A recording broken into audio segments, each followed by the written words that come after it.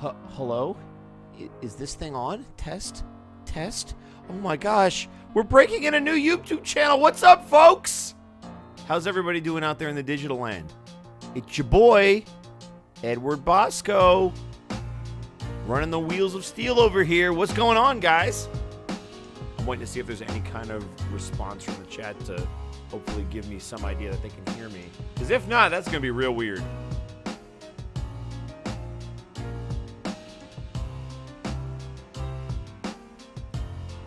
Oh, there we go. Well, good. I'm very happy. I've got a lovely panel with me, and so I'm just going to get right to it. I'm going to move it from the start soon to the, guess what, guys? We're actually doing the thing. We're good to go. And so now that we have this, I would like to invite my guests in. That being the one and the only, the lovable, the normal host of Firing Line, Dr. Caliban, and his assistant Storyteller's Apprentice. What's up, dudes? Hopefully they hear you as well as they hear me.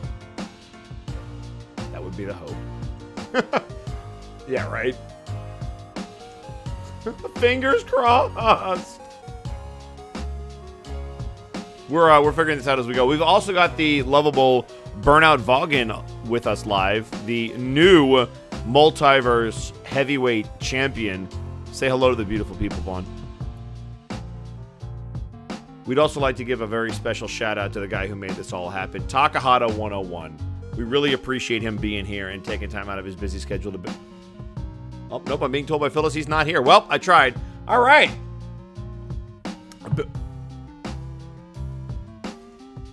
Yes. They're only hearing Bosco. That's not good. Let us see if we can fix that. They can hear you. What? That's it. That is actually impossible.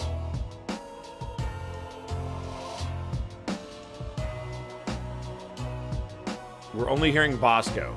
If Vaughn answered, we didn't hear. Okay, good. They didn't hear. Excellent. We're going to try this again. See, this is why we do these things. So that's there. It's true, though. It is 100% true, though. Let's just re-add this source and see if that does it. Make it an audio output. Here we go. That name is not in use.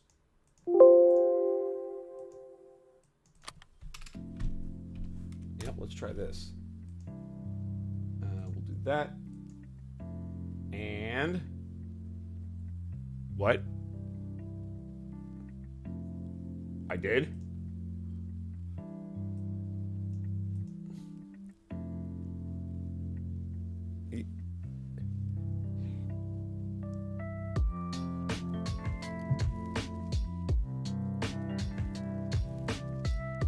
They're probably hearing silence right now as I talk to you. Bosco voices everyone and everything. That's the only explanation. Perfect.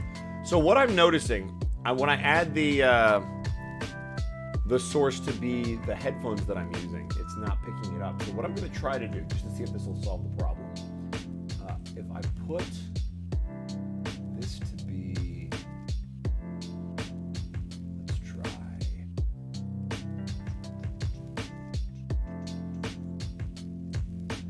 It's so weird. Why is it like that?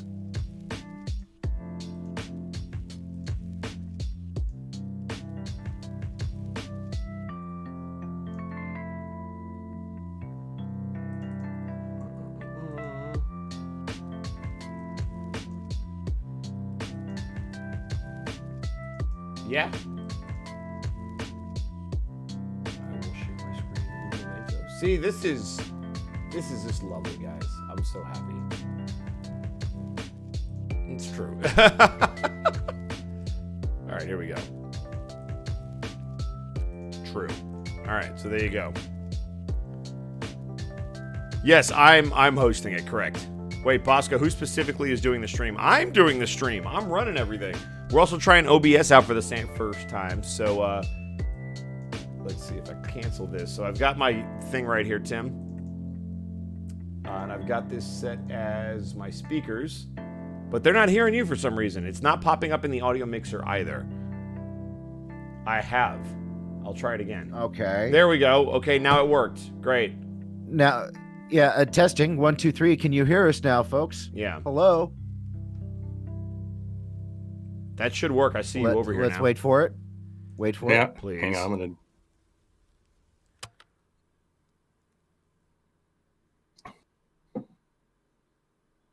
Eventually, they're going to explode in the chat when they can hear you.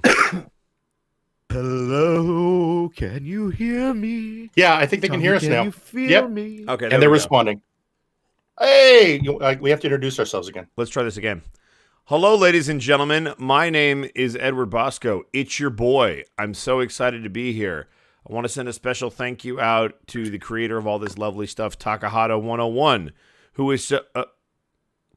Nope, I'm being told he's not actually here, so fuck him. We are joined by the lovely hosts of Firing Line, Dr. Caliban and Storyteller's Apprentice. What's up, guys? Hello, everyone.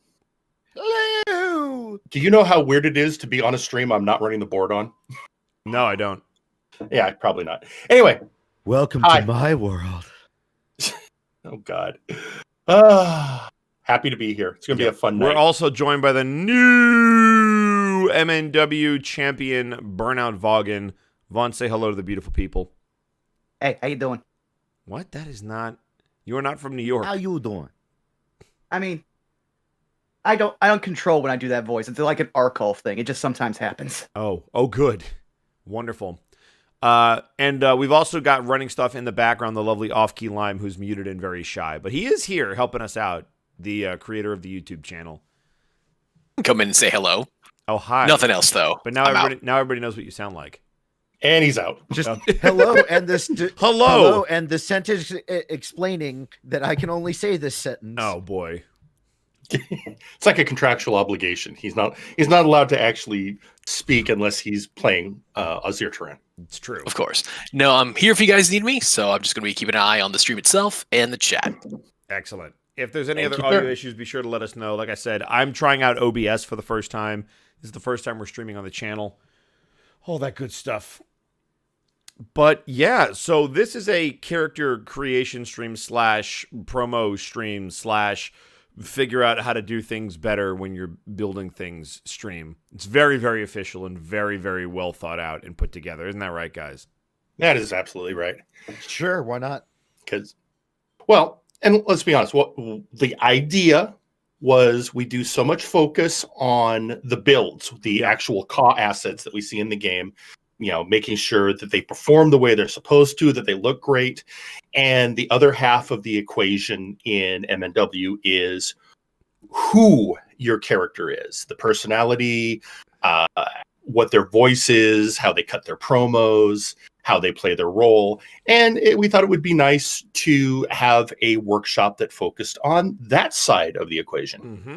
So you say OBS sucks in the chat, but I actually really like it. It's very intuitive. You can move stuff around. It's just click and drag. I actually really like it. Yeah, yep. I'm going to agree. Flexibility to it. Yeah. Mm-hmm. That being said, this is not about an OBS streaming stream. This is about character creation. So what we were thinking, we're going to go over some stuff. I know Burnout has a lot of thoughts. He's been waiting to get off his chest. He's very excited to be here. I'm going to let him take the reins in just a second to kind of address you all. We're going to probably play some promos to talk about things that we do like and don't like. We're going to ignore Zako Duo at all costs because that's just not fair. And then on top of that, at some point, we might bring a couple people in from the Discord. So we are currently using the firing line system. So if you have something you want to say or want to ask, you're welcome to drop it in the chat. That's the best way to do it. If we have the opportunity to, we might bring a couple people in here. That's not guaranteed. The best way, if you have a question, is just to drop it in the chat, and then we can address it. But other than that, Vaughn, I know you have a lot of thoughts on the subject, so I'm going to kind of turn it over to you real quick to kind of give an opening statement. Alrighty then. Well, so the nature of promos is very interesting because, what people don't want to say about wrestling, despite the fact, is wrestling is very much an art in its own self. It's an evolution of theater, really. So promos are, by all definition, a literary framing device for the story to act in. And so you can use that to help guide your character. But the problem that we kind of have with a lot of things that we address as promo teachers is explain to people how to have the proper mindset for this, because you can't just take the reins. When you put up a character for download, you're giving Taka creative license with your character. You can use a promo to try to frame how he's moving you in a story direction, or maybe make light of, hey, this is how my character actually feels. But at the end of the day, you have to give up a certain level of freedom and work with what you're given. That's my mindset I've always had for all of my promos. And there's a lot of people in this community who are exceptionally good at this, either because they've done a lot of role play in the past with Dungeons and Dragons, online servers, stuff like that, and other people that just have a giant wrestling history. They've seen some of the best promos ever like dropped, either CM Punk, Dusty Rhodes, whoever you want to say. Like one of the things I kind of wanted to show off is two very different styles of promos, and I'm going to get Bosco the audio for the other one real quickly here. You let me know when you want me to play these. Yeah. I want to point out the two main event promos from our last stream, which is up on the YouTube channel for those who haven't had a chance to see it. So XR does a very different thing. He is playing a character that's actually established in the lore of Star Wars. So he is trying to stay as true to the character as possible, but he has also evolved slightly. One of the things I kind of liked that we didn't get to see much of because we've already changed champions is that XR became much more confident and a bit more dismissive, which he had never been in his old promo styles. He used to give every character like their full due, talk about all of their great achievements. But once he became the champion, he became much more dismissive, thinking that he had reached his apex. So this promo kind of shows the full evolution of where he came with it. So Bosco, if you want to play it. Okay. We're going to start with XR? Yeah. Can do. All right. I don't know if you guys will be able to hear this, but here we go. The Gowl. A place swirling with despair. A longing to see the outside world. A need to escape the shackles thrust upon you. All emotions that feed the dark side. This place is almost as strong as it was at my temple on Yavin 4. A fitting battlefield for my next challenger, Burnout Vaughn. You survived the Elimination Chamber. You bested some of the finest foes I've ever faced. You are a former world champion, having dethroned Probunagayeri in the process. You found the strength you needed to no longer depend upon your family. But you will fall. Your title reign, while well-deserved, was also short-lived. Ever since, you've been fighting to restore what was once yours. I have been fighting to prove what has always been rightfully mine. To prove that I am the most dominant force in all of Warzone. To prove the power of the dark side. Burnout. I will show it to you. I will break your chains. I will set you free. I will show you the face of your fear.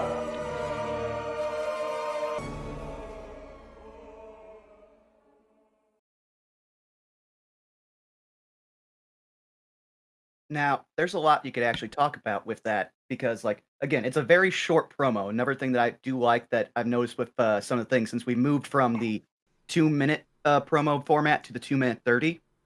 If you look at a lot of the promos that get the most well received, they aren't the ones that constantly, like, you know, fully go out to the full 2:30. Like, all the promos that I've done recently have been almost under 2 minutes, with the longest one being the one that we'll play here in a second, being at 2:12. Less is more, especially in wrestling promos, because you're trying to convey an idea and, again, frame the story you're in. That's why I wanted to have these two promos played back to back, is because what I did in my next one was a response, which is work off everything that he said in his promo and then answer it while, again, framing how my character was feeling in that moment. So, Bosco, if you want to move on to that one. Can do.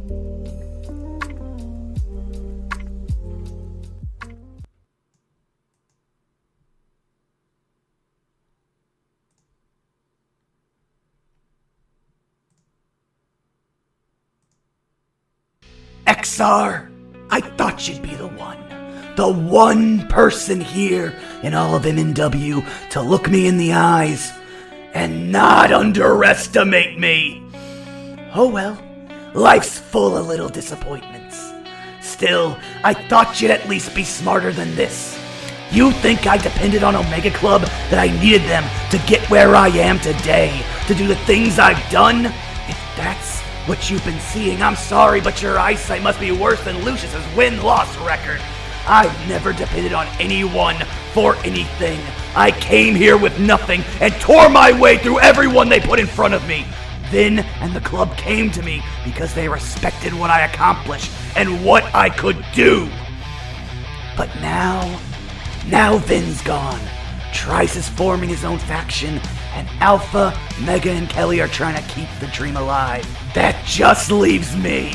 You think leaving made me stronger, but I've got news for you. I'm still the same guy I was when me and Vin first shook hands. The difference now, I don't have anyone holding me back. There's no one to tell me when enough is enough. No one to shout stop at me when the blood is beating in my ears. No one to pull me off you when you're bloody and broken and praying for an end to the pain. You think I have chains that need breaking? I've been off my leash since the day I stepped into this ring. You want to show me the face of my fears, but I'm going to burn my face into your memory so hot that you will never be able to say my name ever again. You said you're here to prove something. Well, so am I. And yeah, you've never actually done wrong by me. But this match is personal. I am the roughneck of MNW, and I will be taking back what is mine. And if you don't agree, fuck around and find out! There's a lot of things I did with that promo. Mostly I wanted to just address my character's history because Omega Club's been kind of all over the place in that terms of that, so giving people a small chance, especially with all the new people that are seeing MNW, I wanted to let people know exactly what was going on because it's been all over the place, and then also use it to build off of, yeah, I'm a former champion, but my character's also a completely different person now, having been heel, then face, now officially tweener, and then just establish stuff like the roughneck gimmick I've been doing in a few of my promos here. I haven't been outright screaming it in every promo, but I've been making allusions to it, building over time. You can't just try to do a 180 right off the bat. You have to build up to something and make the rest of the audience care about what you are doing, while also leaving room for the creator, which would be Taka, to tell his narrative and then build it into that. We're in a very creative inclined community. So the trick is, again, work with what you're given and then still be creative. Think of new ways you can do it. If something falls flat, see if you can't make it work again. I remember for the one-man bar fight gimmick, Taka literally said on stream, that doesn't really work. But then I put it into a promo and kind of made it the small crux of it near the end. And that became my character's default nickname for the better part of the last 8 to 10 months. Yeah. I mean, there was a lot of stuff behind that, because if people remember the first time Burnout touched the world title, he had it for a week. Yep. And then that was it. He took it off Probate or Probonaga in one of the biggest upsets that we've ever seen, both in and out of character. And then immediately Kurt was like, that wasn't the plan. And Arkov crushed him. And so this was personal because he hasn't had a shot since. Yeah, my character has had some great moments, though. That elevated my character to a spot that I never actually thought I would get while, joining the community. And so for all my promos afterwards, and I could bring in older examples, and we could see how much I've actually had to learn about recording my audio. Ugh, sweats. But I built off of the fact that I kept being put into the upper card scene. Eventually I feuded with Lucius. At the C101, I fought Trashman, the only 2-time World Heavyweight Champion, to a standstill, and that got used in a story later on. Even having lost to Arkulf, I still have 2 victories over him because defeating him in my first match and then having a one-on-one victory over him literally on the same stream when Taka was still doing 2 shows a night. There's a lot of stuff you can work with. You can work your character in and incorporate it. Just remember everything, but also remember it's a two-way street. Even if the other person's not recording a promo, everyone wants to see their guy and do cool things here. But the trick is, again, something that comes up in actual wrestling, not to bury anyone. Now, we have a certain amount of leeway here because I could point to Will. Will is one of the best examples of this along with Zako, where they're playing a heel character. So they can say the mean things, but they also know is the point of their character, at least right now in the story, unless their alignment, will say, changes, they say these mean things, and sometimes they get the one up on the faces, but their goal is basically to be beaten by somebody else. Can I jump in for a second? Go ahead. Because one of the things I think we need to remember, and part of why this workshop is a good idea, is in the MNW community, we have a lot of people who came to us that came from other areas than wrestling. So there are a lot of people that don't have a firm grounding in all of the tropes. So if we're going to talk about the heel and face dynamic, either now or later, I think we really need to dive into what is being a heel, what is being a face, so that you have a good grasp of how the role works, what the expectations are, and how much room you have in that particular lane.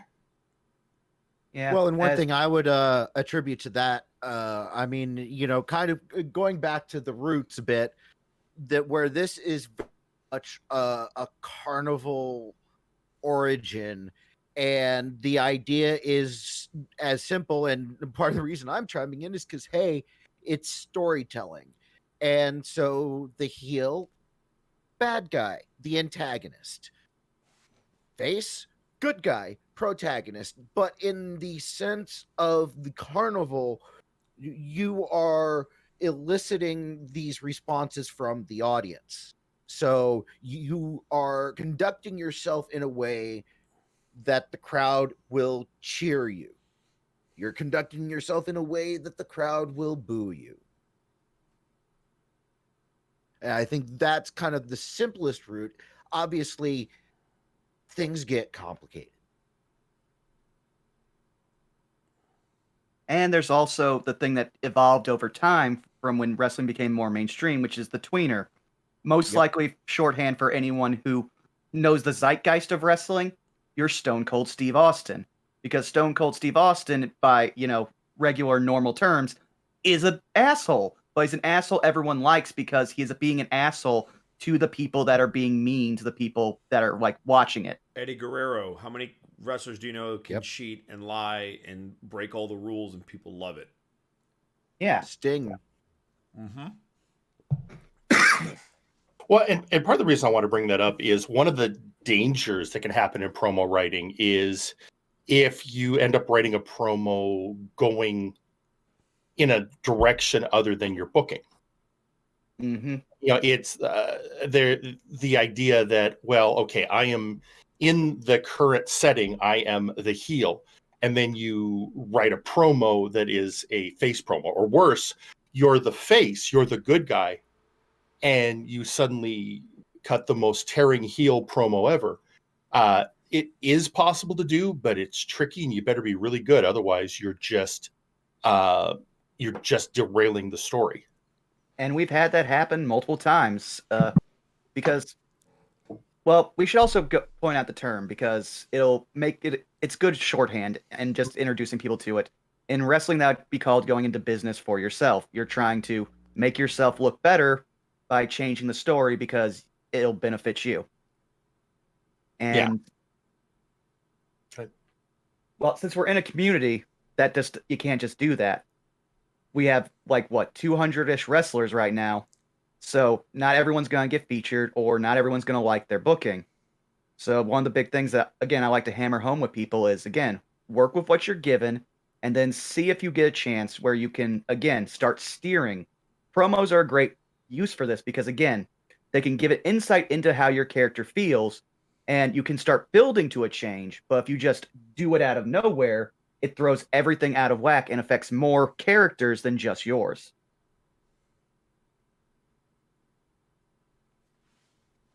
So Bosco, as the Yeah. showrunner, what's your how do, because you have to play with it on the level of you're running the game, you're running the show, so it's taking everyone's input, but also having to keep an eye on the entire picture. Well, I'm in a weird spot because not only do I have to constantly cut promos for a million different types of characters, but I then have to make sure that the promos that I'm playing that you guys do match with what I'm trying to do. And so I have become more flexible in how I book, to the point where if I notice somebody going in a particular direction because that's what they want to do, if I can make it work, I always try to go in that direction. But for the most part, and I can only speak about Flashbang because I'm not sure how it works on Warzone, but most people are pretty courteous to at least run stuff by me and give me a heads up. Like they'll be like, hey, can I talk to you real quick?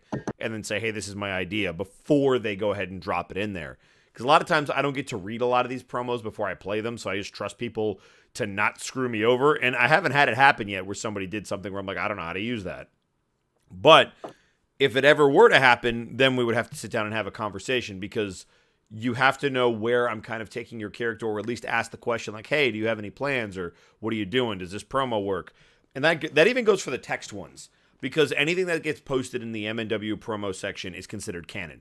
It's like playing a D&D game. And this is the reason I'm trying to tie this all together, is for if people are there who play D&D and might be looking for tips on that. Think about the sandbox that you've been put in, and think about the motivations for your characters, and try not to go against the story that's being told. You can do things to push back against the story or push back against certain characters, but if you start playing in the sandbox and knocking everybody's castles over, nobody's going to want to play with you. That's kind of how I see it. Yeah, I actually and I think that's an important part is that this is at its core a collaborative thing. It is. It's like a And massive so D&D game.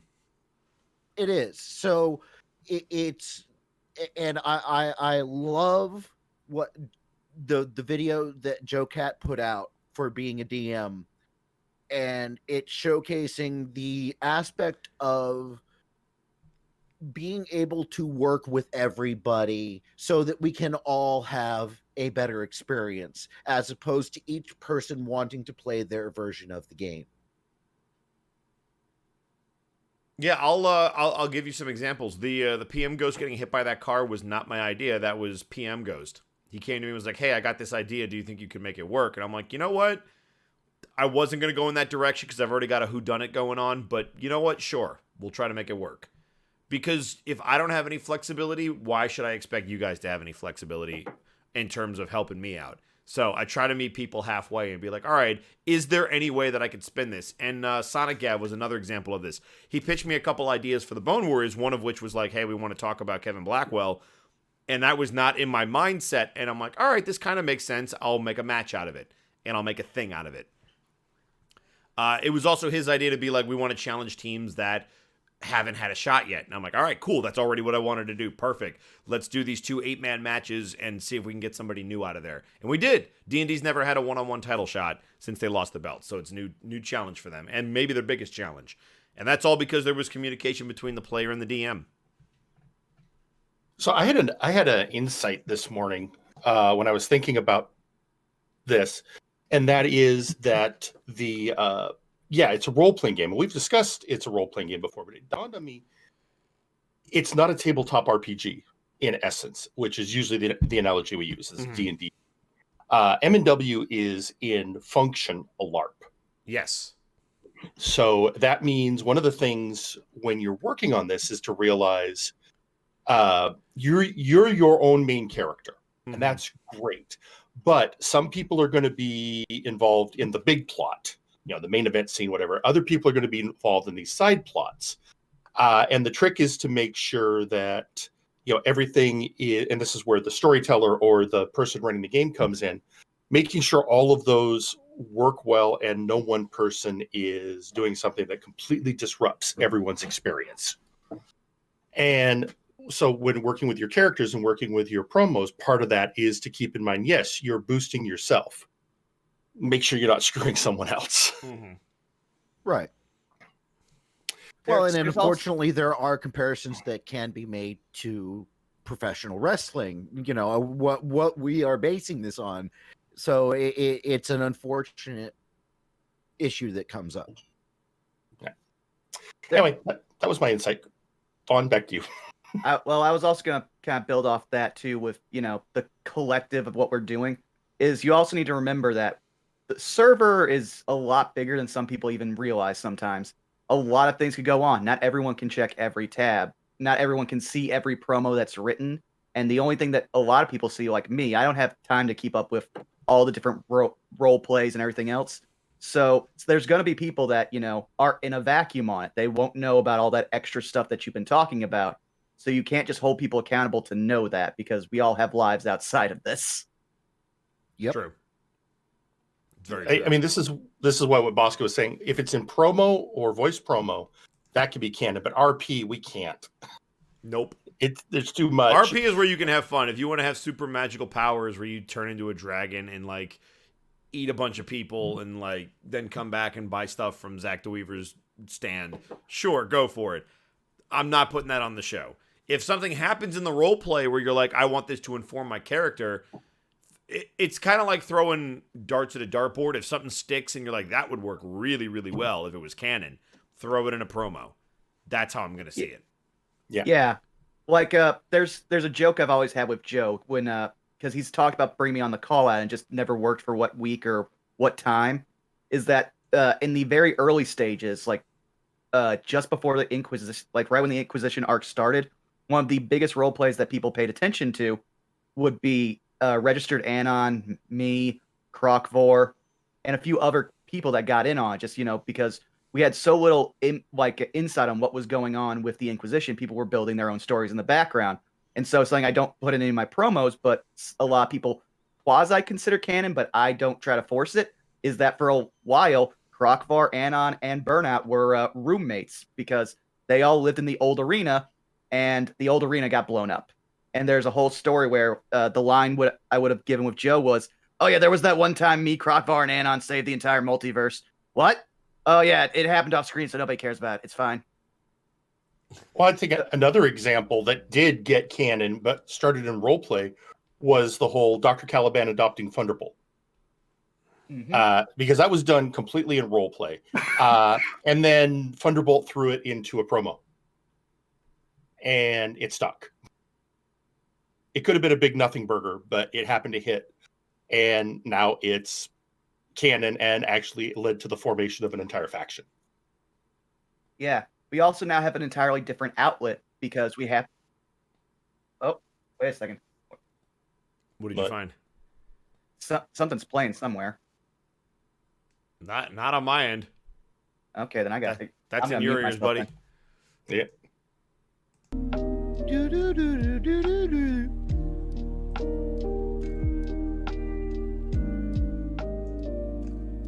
That being said, one of the things that I wanted to do is have this be an open forum. So if you guys have specific questions that you want to talk about, you're welcome to drop those in the chat, and one of us will hopefully pick up on it. If there's something that you want to ask about, or if there's something about your character that you're not really sure how to make work. I saw Sage post that they're worried about cutting promos because they're worried about stepping on people's toes. I wouldn't worry about that. I would rather you try to cut a promo and us have to have a conversation about how to make it work, rather than, hey, I'm never going to roleplay my character because I'm just too scared. Yeah. I think that's too much of an overcorrection. So sure. I know you poked me earlier today, Sage, to be like, hey, I kind of want to do something. Are you going to have me do anything with my character? And I was like, all right, I'll respond to this and hopefully we can make it so you can cut a promo. But yeah, I think if you have any questions about which direction your character is heading, I try to answer those. Everybody knows I'm busy, but I try to answer everybody's question that I can. Thankfully, all 100 of you don't come to me at the same time. Thankfully, it seems to be spaced out weekly, but I try to respond if I can. But I don't mind if you guys write a promo that is a little off base. The worst thing I'll ever do is ignore a part of a promo and act like it didn't happen, because that's just the easiest way for me to adjust. Is like, oh yeah, they said that, but we're gonna just not pay attention to it. Yeah. So Mega Blitz VA says, "Is it bad to make your character too open?" My question, my question would be, what do you mean by too open? If you're talking like too open-ended, like they're too vague of a character, they don't have enough substance. If that's what you're talking about, That's not good. Yeah, you need, and this is where the gimmick comes in, is that to a degree your gimmick can help you formulate your promo. It can give you ideas on where you can go with a backstory or some depth to it. But yeah, if you just go, he's a cowboy, that isn't going to be enough. Yeah, I mean, there's some gimmicks that it's simple enough, but after a certain point, the character has to have some personality. They have to have a drive, reason, all the stuff that, like, again, you would have in, say, a D&D or a LARPing character, you know? They have to have a reason to be there, otherwise they're just filling up space. And it's fine if you just want to have a character on the show where you can go, that's my guy, and just root for him, and when he wins, you're happy. You get your little boost of serotonin. There's nothing wrong with just that, but for promos, at that point, you're now actively, like, committing to the community and, you know, putting stuff out there and driving your character. So you have to accept both the good with the bad, as well as the limitations that has.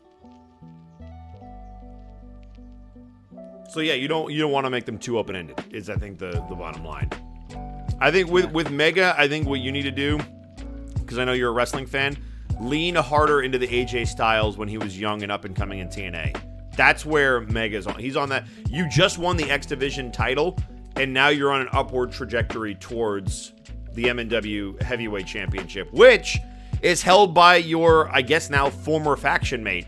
So, like, there's so much there because 2 members of Omega Club, I guess one former, one current, now have gold around their waist. So there might be something to play, that, like, there's something to play with there. Like, the dynamic of Burnout walking away has never been fully explored. So that's something you can at least hint at and see if Kurt picks up on it. And if he does, you could turn into that. Yeah. There's also other resources that we haven't even touched on yet. The fact that if you are concerned about promo, first, always type it out. Don't just type up your script, record it, and just drop it. We have a Promo 101 section on the server. We have dedicated promo teachers. That's one of the reasons why I'm here. We have actual pro wrestlers in there. Yeah. I've helped a lot of people. Like, I constantly make jokes to Bosco, and he'll attest to it, that I'm also, like, a quasi-road agent for a large part of Flashbang, because I help a lot of people there work on their promos. And I've done things as simple as just cutting out 1 or 2 lines and telling them, here, this will play. Tweaking stuff, or outright just taking a direction and giving them what I like to call a blueprint. I'm like, okay, so I can give you maybe 1 or 2 blueprints, but then I'm going to have you start walking on your own. This is how we decide your character's voice is. So now try to flesh that out. You've got an idea for him. See what works and see what doesn't. So well, and then I would add in that you kind of to simplify. You can start open as a character, open-ended, but you can't stay that way. At some point, you have to grow your character. And what were you saying, Caliban? Sorry. I was saying, so I went, so we do have people forming up in the waiting room, and I popped up and talked to them. Sandman actually came in because with what we're talking about, he had some thoughts and kind of a question. So if everyone's okay, I'm going to bring Sandman into the conversation. All right. Yep. All right. So Sandman. Exit light. So Sandman, tell everyone here what you were telling me. Okay, so let's go back to the Breakdown 5 for a second. Remember when I made that promo about the Survivor Series and how, well, I kind of structured that as the end. I didn't know it was going to continue afterwards, so, whoops. So, my whole thing is, you may want to pay attention a little more to the direction that the story's going, because you may think it's one thing when it's actually another. I will argue, though, that your promo worked because in your mind as a character, that was it. It wasn't until the next night on Flashbang where they said, you know what? I still have gripes. We still never got another opportunity. We want you in the ring. Like, until that exchange happened between Victor Vicious and Dr. Caliban, you thought it was over. And you're like, all right, fine. Yeah. And so, and it also, I think it made you look good because you guys still won as a tag team. The group didn't do as well as you wanted, but you and Thunderbolt as a unit are still, like, G's. Yeah. And also, House Caliban was a bit more of a mishmash of different personalities, whereas the cartel is a little more structured. Yeah, but I thought your promo worked because I knew that I was probably going to want to have them do one more just tag match because I wanted that aspect of it to be put to bed. Be like, no, we definitively whooped your ass. Yeah. So I still think that promo worked because it was still in your character's mind that was the end. So I was cool with the way that you cut that. So I wouldn't have said that you would have needed to adjust that at all. Yeah, but there's been some people that have done the same thing. So, you know, just a general message of just pay a little more attention to which direction it's going, just to be on the safe side. Never hurts. Never hurts. Yeah. All right. So, hey, thanks, Sandman. Oh, okay. Before Sandman goes, I figure we'll let him stick around for this one question that we have from Naru. Uh-oh. Do you guys have any ways of getting in your characters' mindsets? Well, that usually depends on what exactly you're doing. You know, see where your story is starting and then go from there. Like, part of the whole thing after Breakdown was Sandman felt like he dropped the ball, like he fucked up. So he's a little not in the right mindset. So I try to convey as best I can, hey, he's not feeling great. He's still determined to, you know, prove that he's more than just this guy that just walks down with thunderbolts. But, you know, if you're on a great winning streak, walk down with some pride in your step. You know, be like, hey, I'm the damn man here. You know, I've beaten X, Y, and Z the last 3 weeks. You better Google me. Yeah.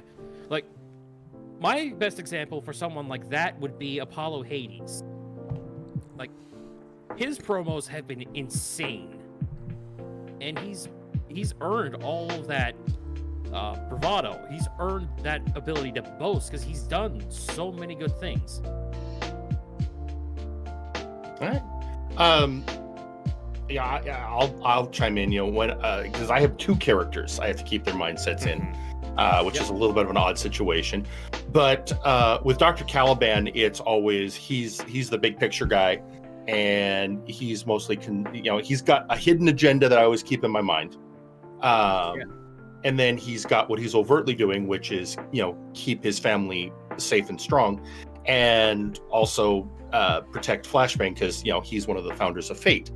But mostly it's keeping that. But one of the constant undercurrents I have with Dr. Caliban, even though he's a face, is he is absolutely convinced he is the smartest person in every conversation he's in.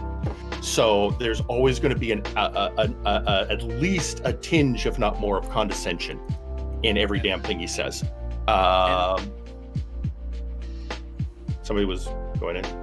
I was going to say, the difference between, a face that thinks he's the smartest man in the room and a heel is how he carries himself. Like, Caliban always has a bit more composure in what he says, whereas someone like Grimm tends to be a little more maniacal, whereas Caliban's a little more reserved, if that makes any sense. I was actually going to say a better counterpoint is, and I was saying this on my other stream last night, Squintobean has been doing a super job as Victor Vicious of being the counterpoint to Dr. Caliban, because he's every bit as smug but less refined, and he's been doing the extra thing of sniping Dr. Caliban's catchphrase. That is fair. Yeah. And as a heel, you'll want to do that because that really gets under their skin. Mm-hmm. So, anyway, anyone else? I'm going to go ahead and Sandman, thank you very much for joining us. I saw a couple of really good questions that we can probably address. One of which I've snagged them all. Okay, cool, awesome. If you want to go down the list, if you want to pick one, I saw one from Naru about VR. Uncle had a good one about turning heel. So whichever one you want to pick, we can. Yeah, we were actually just working on the Naru one. Also, any Naru had 2, I think, because Naru also asked about real life wrestlers that they could look at for inspiration. Well, interestingly, in our waiting room, we've got a few of our IRL wrestlers. It's true. Hanging out just because they are our IRL wrestlers, and if we want to bring them in, I'm cool with that. Real quick though, this could go to Bosco real quick. I think that we can knock this out. Have you tried using the creative video for some characters? The creative video in terms of 2K19, I assume? Yes. No, because it is broken. And by that I mean, if you could create a video with it, but the game struggles so hard to load it that it will cause more problems than not. What I've actually done is, thanks to a lot of the modding community, which I've been following very intently, there are now ways for me to manually put in Titantron, so I don't even need to be restricted by that in-character or the in-game video creation. If you send me a video, I can get it in the game and put it in there as your Tron. And I just had Filthy Casual do that for Doom. So Doom has a brand new Titantron that will debut the next time that they have a wrestling match, because I tossed it in the game. And we have people in the community that are willing to help you with that. Yeah. Travis A. Carey being at the top of that list. Yeah, who's another person we can bring in later. So yeah, and that's I think another point to bring up, and we'll extrapolate on later. If you want a voice promo and you're not completely, yeah, I know, but you're not a. We'll get into your real life wrestling later, Travis. Wrestling with your inner demons does not count.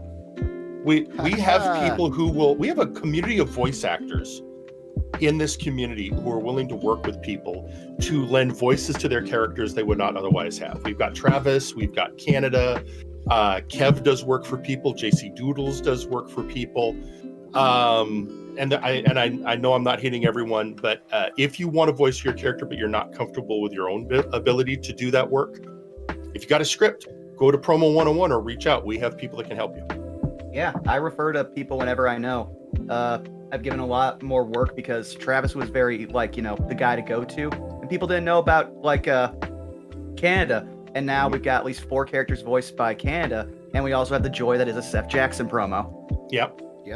And I want to, again, point out, Kev does Exarcoon stuff. And JC Doodles does his own character, Raphael, but he also does Strongman. And Alpha.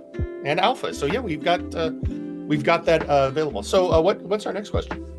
Our next question I'm curious to hear everyone's feedback on this. From Saber Metal Panzer, is there any advice for those who have characters that are struggling heavily during shows? I have bad luck with my characters kind of getting wrecked in matches on a pretty regular basis. And which one is that from? Saber Metal Panzer. You would know him as just Saber on the server. They're sometimes in the voice call. Remind me who their character is. They do not have a current character in MNW. I believe they have a character on CDW. Got it. And they're constantly bodied.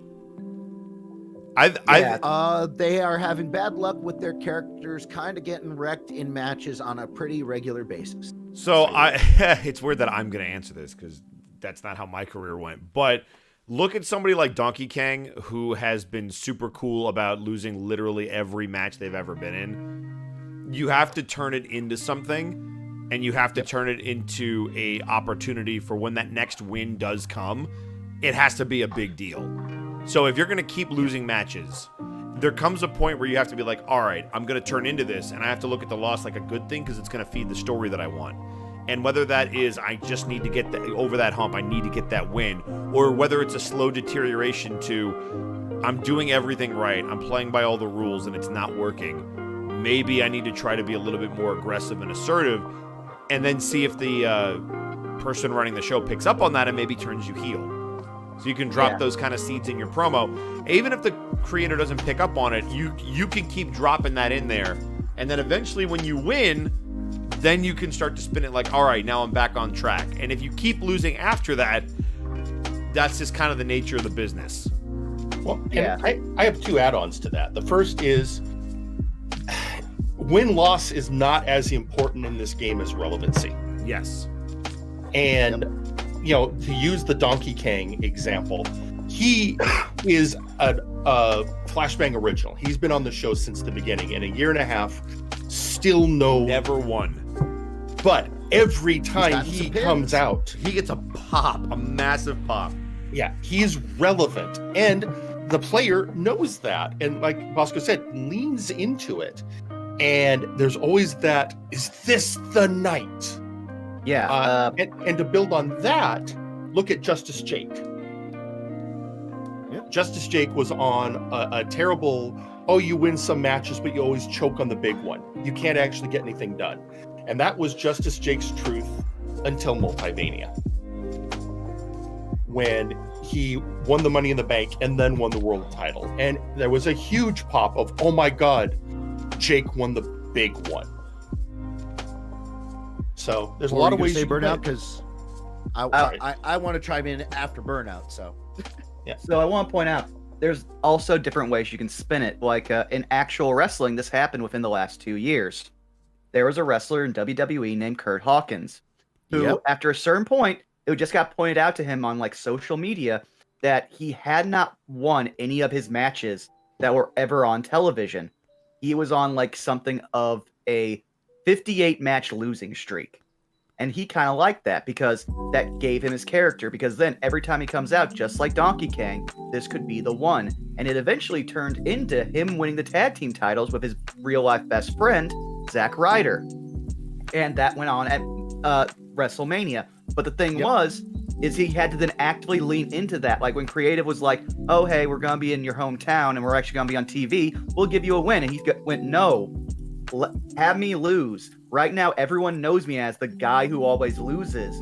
So let's use that and build up to something, because point blank, and another example, like Daniel Bryan, everyone loves the underdog, because that moment where they actually like achieve what they want to achieve, it's narratively something we are programmed to like. Same thing with Kofi Kingston when he went on his run, because he finally started winning. People got behind him big, and Cesaro's going through it right now, where they spend years just toiling away. I think Brian pointed this out. Cesaro's wrestled more matches in a single year, more matches than anybody else in a year, 5 different years that he's been in WWE. That means for 5 years, he was the guy wrestling the most matches. Maybe not consecutively, but 5 of the years he's been in WWE, he's been that guy. And now there's like this swell of support. He hasn't been on a big winning streak. His thing with Shinsuke was kind of meh. He kind of toiled in the tag division. The bar was great, but then he went on a dip, and then he did a singles thing, and nobody, whatever, it's Cesaro. Oh, he's never going to get pushed. But now, like, now that he seems like he's getting pushed, people are like, yeah, him. Yes, please. Yeah, and I would honestly say you can find videos of this, because both the Daniel Bryan promo, they were on Talking Smack. So good. Yeah, the Daniel Bryan promo and the Cesaro promo, because they are on 2 separate videos. I do know this because of Twitter. But look at both those promos, because Daniel Bryan does, again, literally everything before Cesaro talks is Daniel Bryan framing the story around Cesaro. He is building him up as this thing that we all want to get behind, because point blank, you look at it, yeah, you want to see this guy succeed. Then Cesaro, like off the cuff, because, you know, it's one of the talents wrestlers cultivate, gives a very impassioned thing where he doesn't put anyone down. He doesn't say anything negative about anyone. He just says that right now, I am going to take this energy and I'm going to achieve. That's a great way for if you're, again, on a losing streak or you don't think people are behind you, give them a reason to get behind you. Will brings up another point. Kenta Kobashi losing 63 of his first matches and then turning into one of the biggest stars in Japan. Well, and the thing is that in a literary sense and in a wrestling sense, the losing streak is one of the oldest and one of the most successful gimmicks that you can have, because the underdog. So it's something that it is what you make of it. On the other side of the coin, backstage, Paul Bearer, it was a odd little thing that I heard. They gave him Vince gave him a comically oversized urn as a joke, because he thought that he would get Paul Bearer to start complaining about it. And Paul Bearer spent the next 5-6 months carrying that thing around with the biggest grin on his face, because he just loved it. But he understood that you make you make your character what you will. That if you are given something, sometimes the best thing you can do is to go with it and just engross yourself in that idea. That being said, do we have some more questions, and do we want to bring anybody down to help answer them? Well, I think We Unkley actually had a have really good question. Unkley, I really want to get to Unkley's question because it's a phenomenal question. Okay. and that's when I think I'd like to bring a couple of the. I'd love for Twitch to be in here because I mean he's going through kind of a rebirth as we speak. Yeah, let's do that then. All right, so I take it we are talking about the question here from Unkley Dunk of my guy just recently turned heel. How can I help transition from face promos to heel promos? Yes. I would first also like to say, can we actually play his promo from this following week? I'll get for you, Bosco, real quick. Yeah, if you shoot that to me, I can absolutely play his promo. Because I want to point out that he's already doing a good job. The tone of voice he used, just showing that the heel turn is kind of slightly coming. Mm-hmm. And I will say right now, he's already got a decent enough grasp in his head. She posted this very early in the week. Here it is. Okay, down low. But while you're getting it, let's introduce our next guest. So we have he's known as Twitch the Person or Twitch Industries on YouTube. To the Flashbang audience, he's been known as Jack Andrews. So Twitch. So this little. Hey buddy, how you doing? I'm all right. I was don't expect to get dragged in mid-sentence there, but I'm glad I stopped myself talking. You never know. You gotta be ready. I'm a madman. It's called the waiting room. Yeah. This is true. So anyway, guys, here's Twitch. Yeah, so I'm gonna play this promo. Twitch, if you want to watch the stream, that's where I'm streaming all the audio too. But I'm gonna play this Unkley promo. I've got some thoughts, and then you're kind of in the position of you're kind of in that tweener spot right now. You were a big heel when you went on the shelf, and now you're starting to turn through all these different promos you're doing. So I think you'll have a really good insight on how to make that switch one way or the other. So this is Sir Unkley Dunk from the pay-per-view. So this little scuffle of ours ends at Gaul, eh? Well then, it's finally time to put this ridiculous feud of ours to bed. Nice Ice, I gave you a chance to resolve this peacefully, but it's clear that you cannot be reasoned with. Not only do you make a mockery of me and my faction, but now you strive to drag all of MNW into your evil ways? You also dare compare me to our old leader, the one who abandoned us in our most needed time. You call that the height of our glory? You know, I'm actually starting to get sick of this mockery. Does everyone here think of me as a joke? Does everyone here think of me as a failure? Does everyone here blame me for the failures of my predecessors and those around me? Well, fine then. I suppose that's how capitalism works in the end. You either adapt to changes, or you die. Maybe it's time for me to adapt as well. So, good luck to you, Eastern Bloc Party. Because win or lose, there are going to be some serious changes around here. That was beautiful. Yeah, I already want to say, so Unkley, I haven't seen you post for a minute, but I want to say that is a fantastic promo already, because you also use the music to help tell the story, which is another aspect that's just been popping up recently since Travis and Canada and everyone else can help with the sound design aspect, which I know we're probably going to talk about later. But if I want to say anything, I would say the best advice I could give for just Unkley, who wants to get some promo ideas, you already are basically the Ted DiBiase of our federation.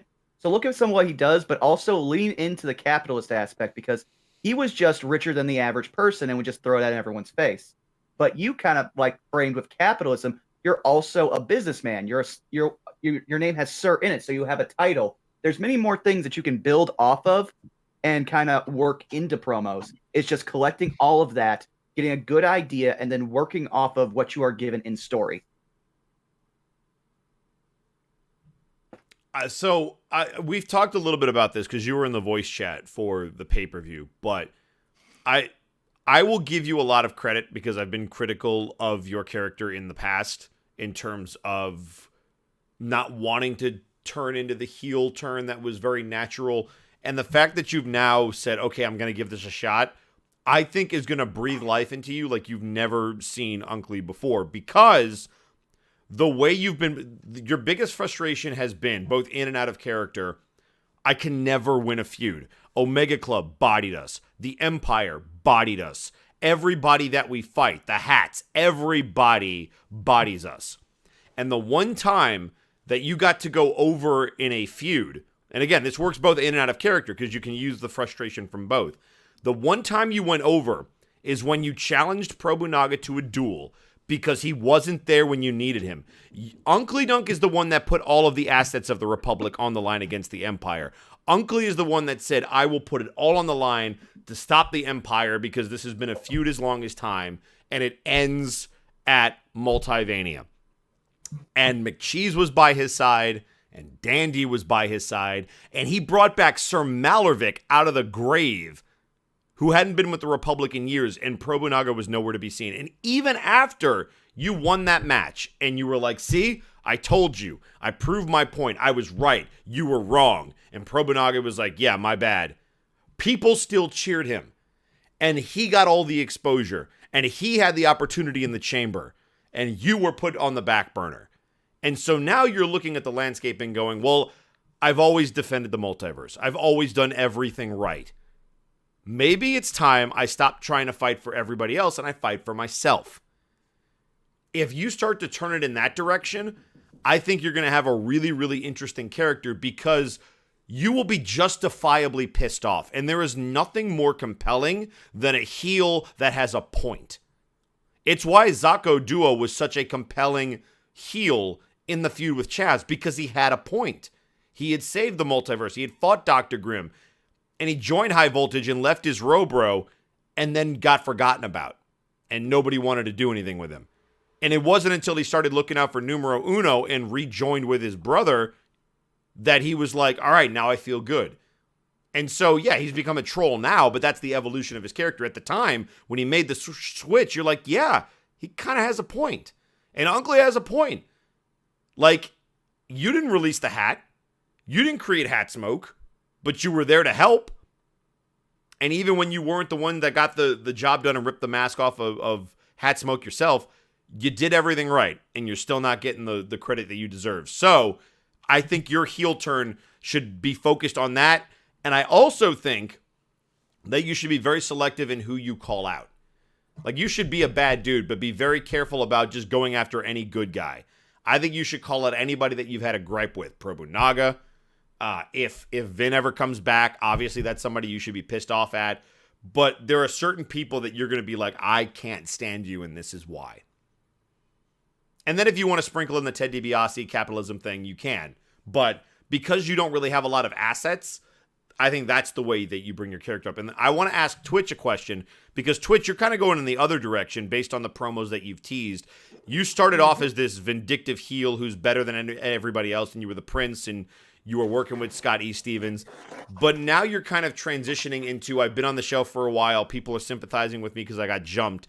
How are you kind of going in the opposite direction of becoming this bad guy who helped get Rabbit fired to now I'm trying to shift into something different? Mostly it's gone that way because of how vastly I can't take all the credit, vastly different myself and Hardluck have been playing both Jack and Scott E. But if you take a look at what it is, Jack got jumped because Scott E ran his mouth toward Apex on Flashbang. It's like, oh well, that happened. So I've had to, and I'm just like, well, this is good like that. And it's also a lot playing the shit eating grin heel, who's like, hey, I'm amazing at what I do. I'm great. Look at me, blah blah blah. But then, which is what happened to Jack all the time. And like, I don't know if you know that, but I'd only ever won certain multi-mans. And when we did, it was CG and Boss, right? Yes. Yeah. The build up to that, myself and Hardluck, on the run up to that, we lost a bunch of matches. So it was like constantly putting promos saying, I'm better than you, putting them over. And then we got our shit kicked in.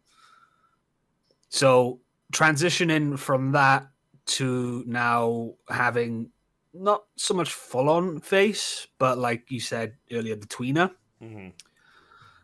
It's like, you gotta trying to find the word to put the words to put into it. You've got to like take yourself out from like one mindset and then put yourself into things just like, right, okay, this is what happened to me here.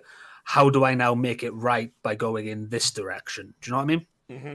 You could really spin anything as a face or a heel. That's one of the reasons people hated my character when he was around, because no matter what happened in the story, there was always a spin. And you were like, would you stop? That's not how... And it's really relatable, whether you're talking about politics or whether you're talking about sports games or being a heel or a good guy. There's always a way to spin it. It's not always a great spin, but there's always a way to spin it in a way where you're like, all right, he's making a decent point. Yeah, and like you said, a heel with an actual point is a nightmare for audience and faces alike, because if they've got a legit gripe, like, it's like, well, yeah, he's being a dick, but he's kind of right, you know? Yeah. You know, and it's like that. Whereas in the complete opposite, Jack has had literally no gripes with anyone and has just been an asshole for being the sake of an asshole. Yeah. But, you know, you just got to try and find that balance within, like, oh, this is, you know, like, if your character is doing, never see, like, if your character's losing all the time, never see it as a disadvantage. Be like, right, okay, how can I make this work? Because that's essentially what wrestling is.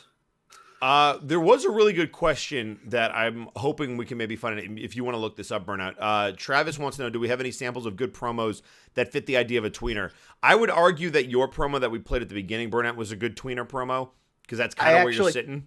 Yeah. I have another one, and I know it's one that you like. It would be the one that was nominated for the Nexus. Which one? The one against Ginger Boy at the start of the feud. Oh, yeah, that would work. If you want to send me that one, we can play that as an example. While you grab that one, I guess my question to either Storyteller or Dr. Caliban is, have either of you, because both of you have been in your positions for a while in terms of the creation and Storyteller's always been either the apprentice or the underling to the bad guy, and creation's always been the indomitable monster, the immovable object. Have either of you ever thought about taking the character in a completely different direction and pitching that? Or do you feel like you're comfortable with the way that they've gone and that there's been enough variety in their roles where you don't really have to change much? So with for the creation, I mean, that was his design always, was the everyone talks in terms of, oh, I want to, he's like we got characters who are like the Undertaker, or we've got characters that are like Kane. When I was creating the creation, then one of the things that was in the back of my mind was Matanza, Jeff Cobb's character from Lucha Underground. In that simply I wanted a character who was the, if you don't know he's the next wrestler coming out and you hear his music hit, your first reaction is, well, crap. Which is why originally he was designed as a heel. It's just that the circumstances of the story took him in a face direction, which he's become the, he's in this weird, he's an indomitable monster, but he's sort of the lovable monster. If I were to see him go in a different direction, I don't want to lose the monster aspect, but it would be having him just go full on heel. Would be is something I've thought about in the past, and we sort of had that with the Empire run. Although I wasn't actually running the character at the time, which maybe is why he still feels fresh, because he's only really been a good guy again since Multivania. So I've been thinking of what I want to do with him, certainly in directions. Right now, it's sort of been something I will pitch once we're past the cartel arc, because the cartel arc is less about the creation and more about Dr. Caliban. But once this is over, I actually want to step back from the Dr. Caliban side and start focusing on the creation again. So I guess overall, I'm comfortable with his spot. It's just I'm looking at ways I can do fresh things with what he is now, if that makes sense. Yeah. And what about you, Storyteller? Because you've kind of been in the same role for a long time. Yeah. What are you taking over the Faces of Fear? I have had. But no, actually, because before that was the Order. But yes, to a degree, I've always been the not never ne- always the bridesmaid, never the bride. And a heel, basically.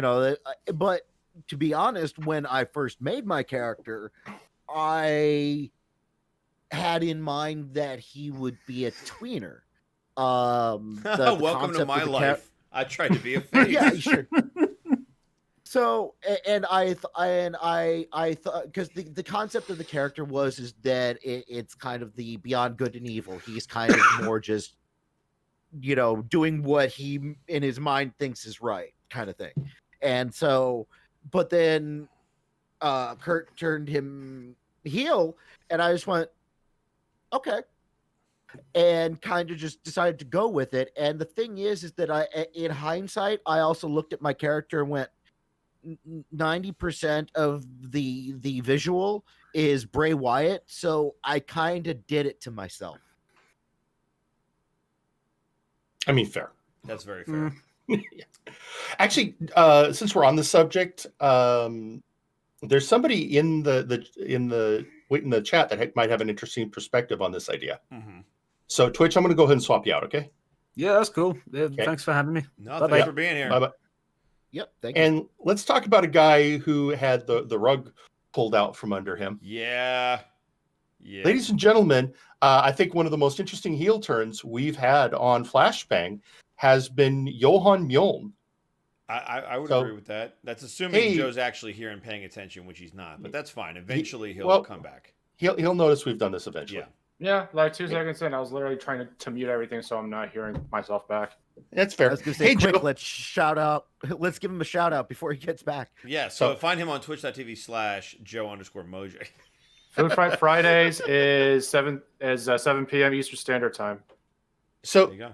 And again, the reason I thought you'd be interesting is we're talking about all this, and Johan was arguably one of the biggest faces on Flashbang.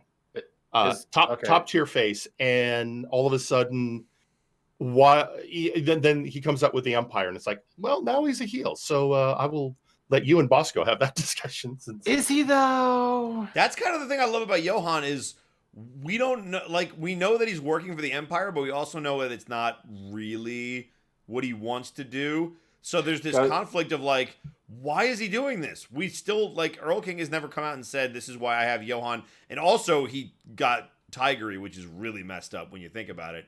He's got both of them working for him. Well, especially with all the comments Earl King made towards an Amazon of all people, you know, the tribe of women who you don't want to be making sexist comments to. Yep, because they will come and just kick the crap out of you. Oh, there is worse. I've been researching for promo stuff. Not great. Nope. Well, remember, I have a game engine, so I can't just maybe I'll find another game. I'll put you all in God of War, and she'll cut his head off. And also keep in mind what that game engine is. Yes. Well, I was mostly just for the threats because not gonna lie, Amazon culture fascinating. Yeah. It's cool stuff. But seriously, as per the heel turn thing, he hasn't really. I wouldn't really call him a heel. At this point, I would say it's more of a tweener turn because he's doing all of this stuff for the Empire. But personality wise and all that stuff, he's still the same character. He has not changed one bit. And you haven't cut your promos any differently. I mean, you've changed your name to the Heathen, but even then, you reluctantly say that name because in your promos, you will intentionally stutter when you say your normal name and then switch to the Heathen, which isn't lost on me. It's really nice because it shows your mind isn't there, but you know you have to do this. Yeah, I've been playing that off as a he's going back into his old rhetoric, and then he has to forcefully stop himself and then say, "You're dealing with the Heathen" or something like that. Mm-hmm. Yeah, that's actually how I've always handled my character because people are always like, "Burnout's a face now." No, Burnout's still the same exact person. He still acts very much like a heel. It changed who the people he was punching in the face, and the audience just happened to like who he was punching in the face and occasionally saying mean things about. Yeah, see, I never saw Burnout as a face to begin with. It's just majority members of Omega Club before Trice left were just faces, and you guys were just facing the heels, especially when Vince Smoke was the Omega Club leader. Y'all were technically considered heels, even though they were heels. People that was the whole reason that they had to get buried. Look at Mega Blitz. Look at this fucking pinchable cheek that is Mega Blitz X. He was still with the bad guys though. I know. Yeah. We reconciled a lot with what we could do, but we do have the Tweener promo up. I was just going to say, let's do the Tweener, because then before we get to the next question, I have something I'd like us to touch on that would be good to have Joe here for. Yeah, well, real quick, I'm gonna, if you guys want to click on the live stream, I'm gonna play the Burnout Ginger Boy promo, and this is gonna answer Travis's question about what we think is a good tween, because we're talking a lot about tweeners. This is what Burnout said to Ginger Boy before he left Omega Club, when they were embroiled in that, like, I think it was a best of 3. Yes. Yeah, this is the start of the best of 3. Yeah, so this was Burnout's like transition from a straight up good guy to like, no, I've got an edge to me. So let's take a listen. Ginger Boy, I want to make one thing clear. For the last few months, I've had a chip on my shoulder a mile wide, and you and your little UK teabagger hangers-on are officially the straw that broke the camel's back. So know this. I'm sick. I'm sick of Nick Morgan trying to act all buddy-buddy with us when I can't fucking stand him. So if he tries to act like we're friends one more time, I swear I will give him a beating worse than Louis did, and in half the fucking time. I'm sick of your boy, Jack Abbott, acting like he's not the same loudmouth shoot nation scumbag that couldn't win a match without punching someone in the dick. But most of all, I'm sick of this stupid-ass feud you started. So I'm drawing the line here. This is where this shit ends. Now I want you to understand something. I don't care who you are. I don't care where you came from. And I don't care what you did there. To me, you're just the latest bit of bullshit clogging up my inbox when I should be moving on to bigger and better things. And since we've never been properly introduced, let me make sure you understand who you're getting in the ring with. I'm Burnout Vaughn. I topple champions, reigning, former, undefeated. I have a record, and as far as I'm concerned, you're just another tally in the win column, because you might have been a champion once, but you're stepping in the ring with the dirtiest, meanest, most vicious roughneck on Warzone, and he's looking to work through some shit. So call your next of kin, reserve a hospital bed, and think of the good old days on Flashbang, where the worst thing you had to deal with was a crybaby with a purple bucket on his head. Because I'm not taking it on the chin from losers and nobodies anymore. You started this, I'm ending it. And for anyone listening in the back, you better keep one eye over your shoulder. Because you might be next.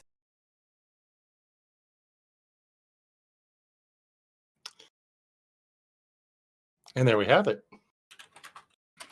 Yeah.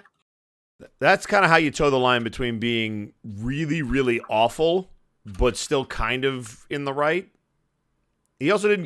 You didn't completely bury Ginger. You said you were champion once, but you did kind of really beat him down, which actually transitions into something that I want to talk about real quick, and then Caliban will get to your point. But this just helps me transition. Filthy Casual had a question saying, could you discuss putting over your rival or opponent with promos? I feel it's a big part of promos is that you have to elevate the guy/gal you are facing. Yeah. So, the earlier thing with, we'll say, the Gowl pay-per-view promo that I cut was that, I was acknowledging XR, but I also didn't try to, do anything. The only thing I really did to take a dig at anyone was to Lucius Constantine, who, he has a player, but Connor can't be active here. So it's okay to kind of take a shot there. And it's also a running joke that his character loses more. It's been a storyline even. So I address that, but I really don't attack him. Here, Burnout is also basically having to build himself up because, yet again, Taka kept running RNG matches with Omega Club, and RNG matches don't work on his game for Omega Club. And so I had to, build myself up, but I also didn't put any kind of emphasis on what what my opponent had done. And my opponent at that time is basically other side of the biggest draft in our company's history. We traded the former world champion from Warzone and a former world champion from Flashbang. They were an equal trade. And so the only thing I really could work off of is the fact that Burnout has a running score of former world champions he has defeated. And so I kind of went into that, but I did not build him up. Burying someone is not something that you want to do. You want everyone to have fun and everyone to still look a certain amount of strong. And so it just comes down to where the chips fall when the match ends. Let's see, who would be the best for this? XR was a great example earlier because, like I said, until he became champion, XR was one of the better heel promo writers. He would always do. Also one of the earlier. Yeah, because XR is one of the oldest, if not the oldest, downloaded character for MNW. And he also has an incredibly vast memory for everything that's happened in MNW. So he would always point to everything that everyone has done, but then point out, it doesn't matter that you've done this. I will be the force that will set you free. So, well, and I think another thing that's important to consider with stuff like this is like that statement there, that does the job, but it also pays off the viewer. The viewer feels like they have they're part of something that, like, oh, I saw that episode. And so like that is rewarding the viewer for paying attention to you. It also adds stakes because, you know, we can only do so much since we're dealing with a game engine here. We can't have a bunch of crazy spots. We can only have what's pre-programmed into the game or modded into the game. So making sure that we validate, who these characters are, what they have done.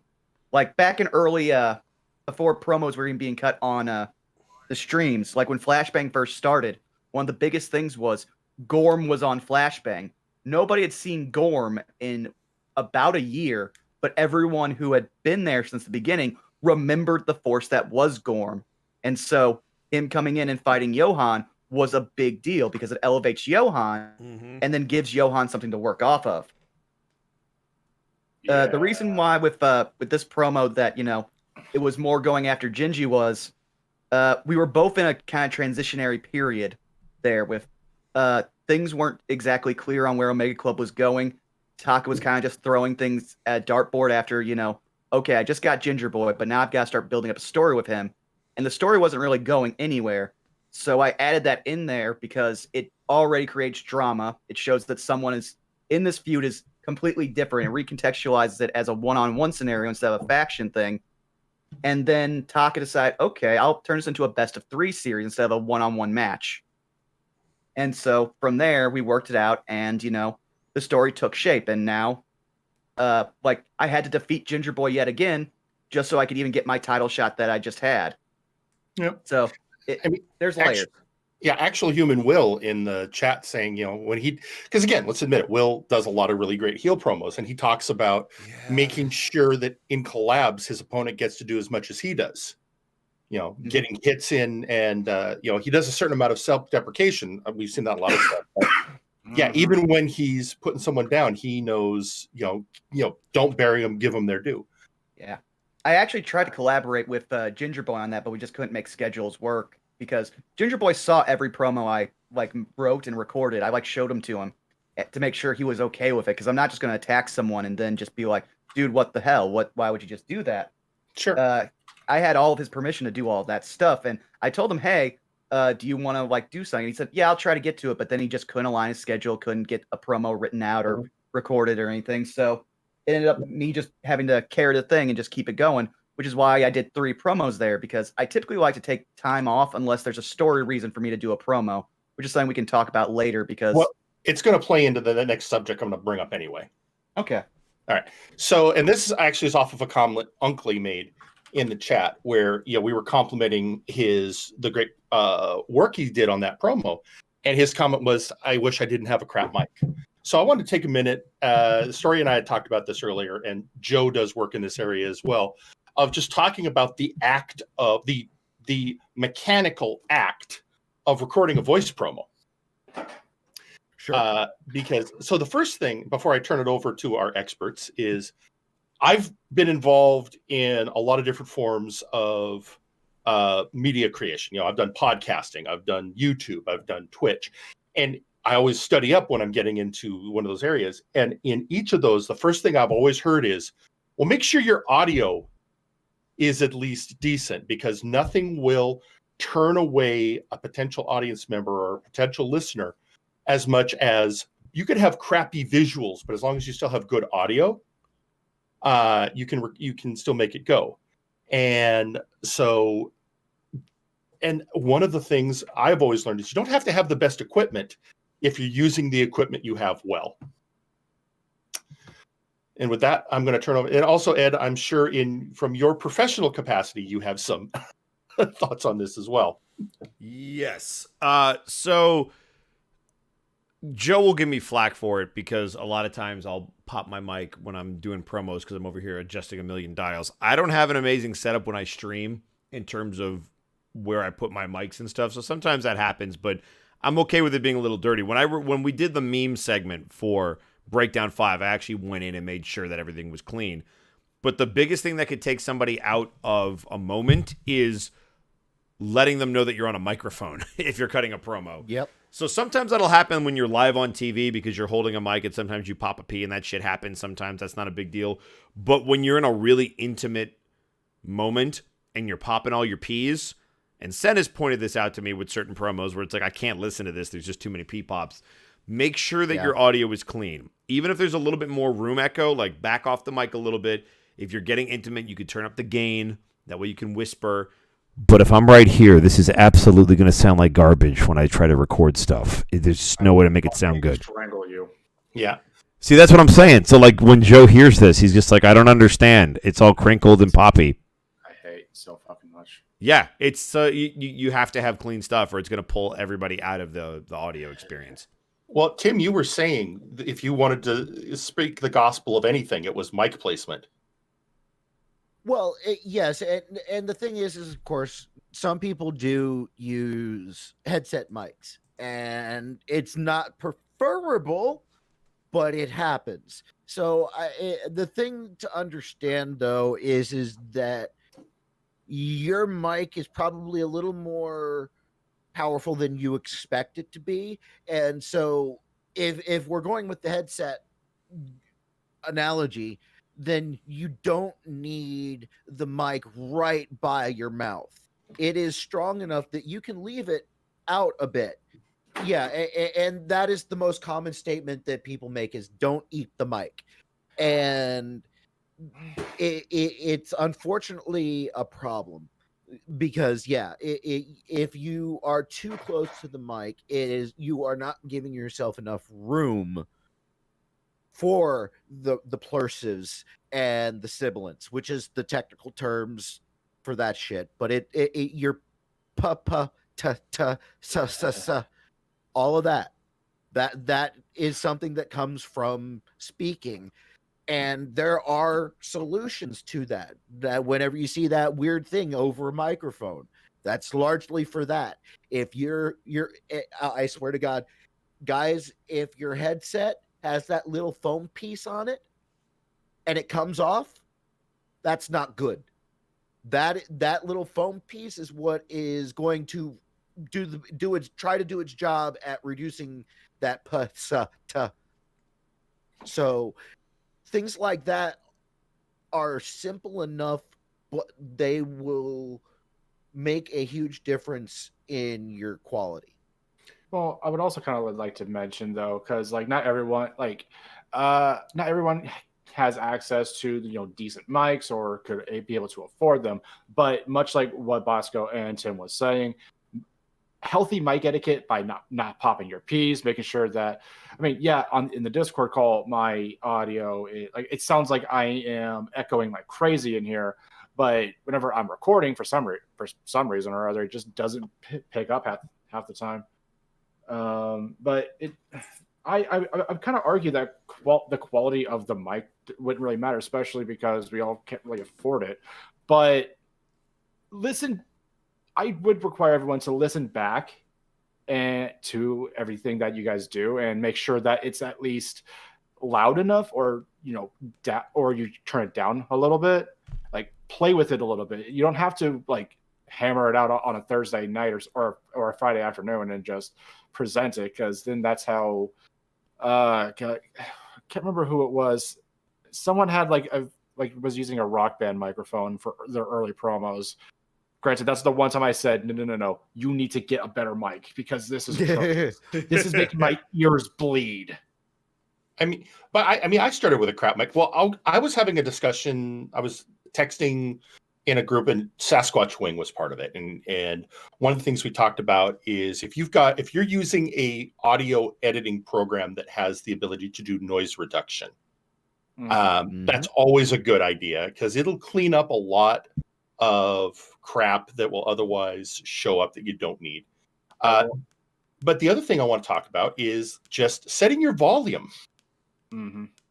Because that's an issue that comes up a lot. We have a lot of promos that'll come through that are either too high a gain and they're peaking, or more commonly, too low a gain and we can't really make out what they're saying. Like, if anyone if anybody is looking for someone to listen back on their promos and everything, I am most definitely available, and my DMs are open. And if you need me to adjust anything, add anything, honestly, just send me a DM. I don't bite. Yeah, Travis, I also use Audacity. Audacity is a great tool if you don't have it. It's free and it gets the job done. It's how I do the call outs, how I know Burnout does his promos. It's how a lot of everyone else does their promos. It's free. It's easy. It's very easy to use. If you want to know how to use it, it's just a quick Google search and everything. It's very easy to learn. Oh yeah. So, but for gain, and I'll turn to again our experts here. The idea of kissing the red, I think, is something that scares a lot of people, and by that I mean a lot of people. If you're talking on a microphone and your audio hits the red, that's not a problem. In fact, that's probably a good thing. Yep. As long as you don't live in the red. Yeah. The thing you're trying to avoid is distortion. And so you also got to keep in mind that you're going to have a lot of variety, especially if you're a guy like Burnout, where you'll be talking really intimately like this. And then you're screaming because I have to get it off my chest. Like, you have to be able to adjust that stuff. Yeah. Or you can't just sit at one game. You have to adjust the game. The Samojo Pro. Yeah. Well, and to that, if I may, there are tricks when you are starting up your promo to deal with that. And that is recognizing that you are going to be quiet and you are going to be loud. So when you are trying to figure out what your level is, start by going, hey, how's everybody doing? And then going as loud as you expect yourself to go.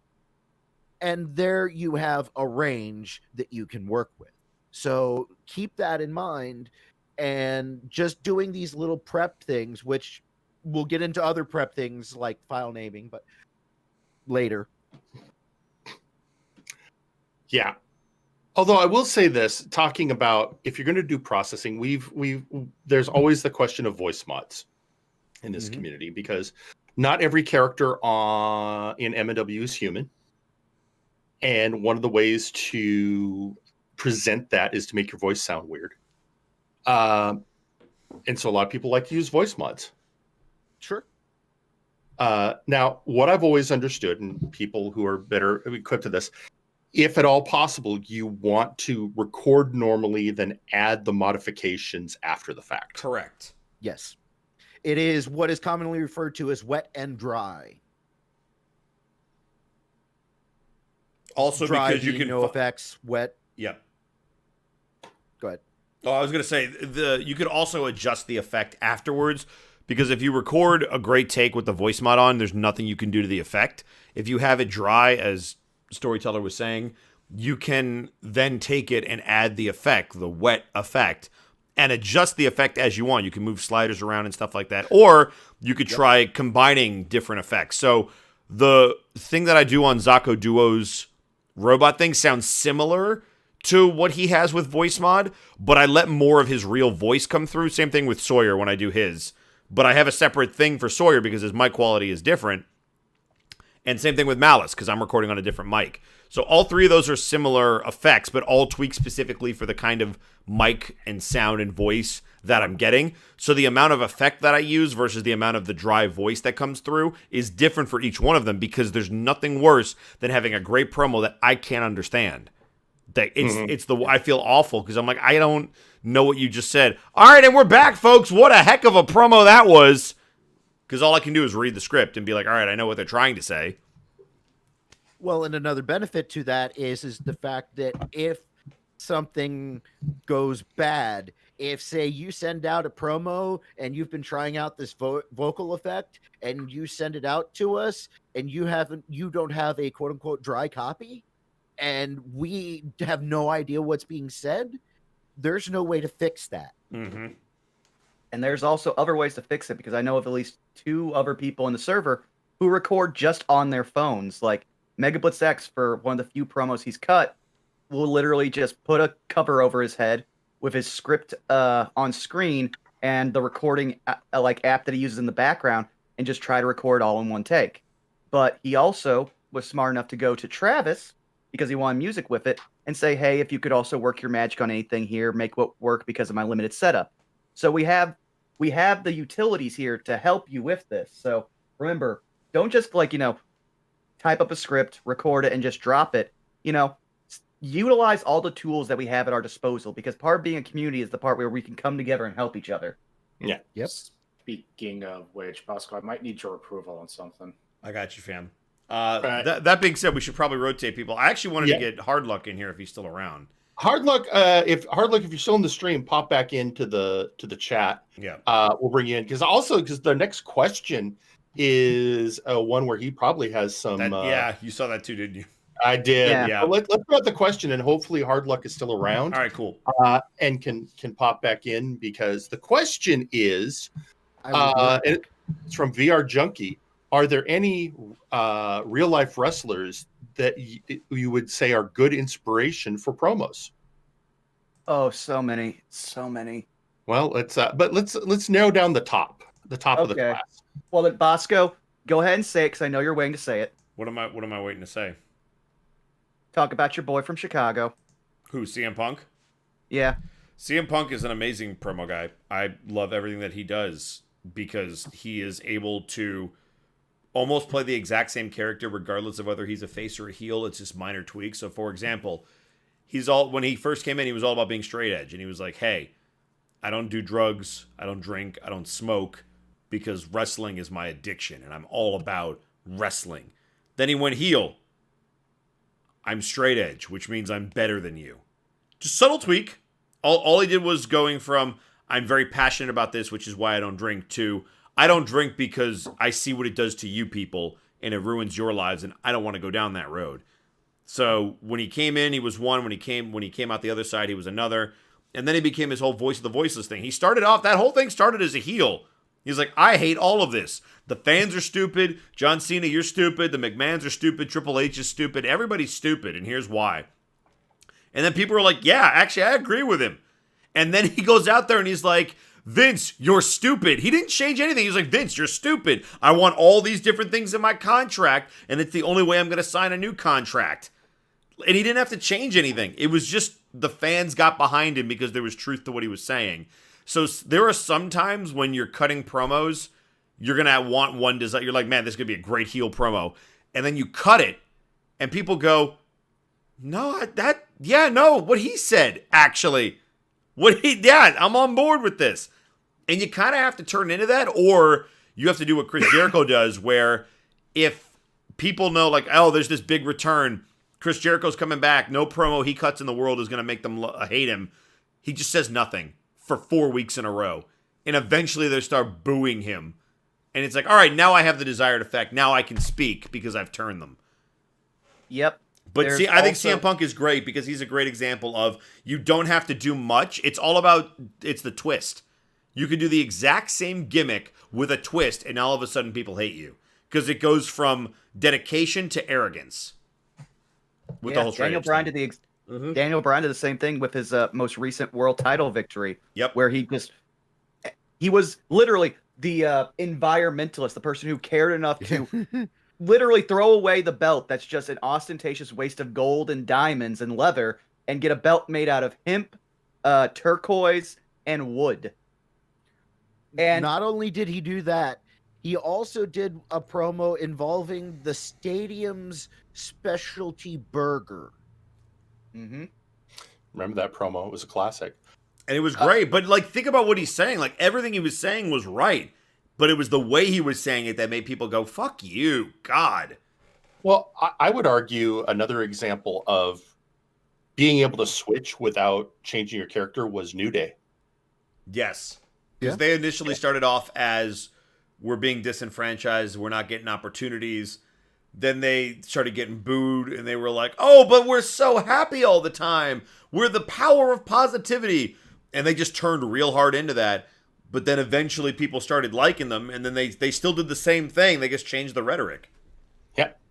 They also were, I want to point out one thing, because one of my favorite things about the New Day is that they also acknowledged, like, openly to the fans whenever they failed at something. Like, the infamous Old Day promo section where they were literally given a script so bad, but they went out there and did it, and then saw the reaction, came out the week later, and were like, oh yeah, for anyone who remembers that, we burned that footage. Yeah, there's so many ways you can spin stuff. But for other good examples, well, I think, and I remember seeing a dissection. He did a dissection of this on the Stone Cold podcast. Paul Heyman talking about, and he was citing what he learned from Dusty Rhodes about, what he's going, what his goals are when he goes out for a promo. And it's the one thing Bosco always likes to tease us about: always be working. Everything you're. That's mine, by the way. That's not a Paul Heyman quote. That's my thing. But it's still you've cited him many times. Him and Bobby. Yeah, he's a big influence of mine because he's always working you. Even he was the guy who went on an interview and said, "Now I'm not saying that Brock Lesnar took liberties with the Undertaker, but if he did, could Taker really do anything to stop him?" Now I'm not saying that he did, but we're just putting that out there. And it's like, this guy's fucking brilliant. Yeah, he always knows what he needs to do. He talked about, he goes out, he establishes a sentence, in the case of, I'm Paul Heyman, and sets the stage and then goes off on whatever subject is going to move the story forward. So I think he's a good example. I'm trying to think outside of WWE who we might point somebody to. What specifically are they talking? Like people who are just really good at promos? People who they could study to get ideas on how they should be doing. You know who I'll say not, even though he's one of the greatest promo writer. He's known for his promos. I would actually stay away from The Rock. I would too, because it's so tailored to what he does. One person I would look at is Cody Rhodes, because Cody he's the example of what a babyface is in 2021. Like he's still very much kind of a dick, a little bit, even when he's a good guy. But you always want to root for him when he's supposed to be cheered on. And he just does a really good job of understanding his character. And he always talks about the history of wrestling. Like, he's got Arn Anderson to his right. His dad was Dusty Rhodes. He understands the relevance of Sting. I think he's a great promo guy that you can look at. If you're looking for somebody who's a tough guy, look at Taz. Taz is still cutting promos. If you're looking for somebody who's kind of creepy and weird, I would look at Jake the Snake. Jake never had to yell. If you don't want to have to yell as your character, Jake the Snake is a great guy to look at because he never had to raise his voice, and he would just devastate people, and he was creepy. I think Jake is a great guy to look at. Go ahead, Burnout. I was going to say, for Naru specifically, literally because of who their character, even down to the motions they're based off and the kind of idea of their gimmick, look at R-Truth. R-Truth, yep. Because R-Truth is a man who literally still has a job because he can make anyone laugh. Mm-hmm. He can take anything that's not serious, anything that's stupid, and he'll still get up. There's a reason why the 24/7 title is still a thing, and it's completely on his shoulders because he doesn't mind getting pinned by a turkey or by a random guy who's a pundit in the pre-show. Yep. Mm-hmm. Hey, look who came back. And you have to realize that there are things like that have happened that other people have been hurt by doing. And he has managed to stay in it because it he rolls with it so well. Mm-hmm. So Hard Luck's back. So for those of you in the MNW community, this is our own gentleman, Scott E. Stevens, aka Mr. Hard Luck, who, as we all know, is also one of our in real life wrestlers. In fact, you can go to his YouTube channel and see actual matches he's wrestled in real life. Hello, Hard Luck. Good evening, Mr. Linguini. Good evening, Mr. McNugget. Good evening, Firing Line. Let me tell you how much I fucking hate Nero Napier. Hey, Hard Luck. Scott, you're in character right now. You're working yourself into a shoot. Oh, brother. Sorry, I thought I was somewhere. That's okay. It's okay. We're here for you. So the current question has Call me Mr. Linguini. He does something every week. He muddles Jerry Aldini's name in a new way. It's beautiful. Oh, it's okay. Got it.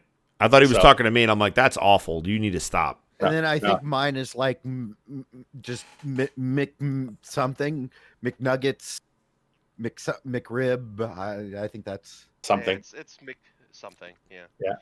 Yeah. So right now, of course, we're giving people examples of wrestlers they could look at for inspiration.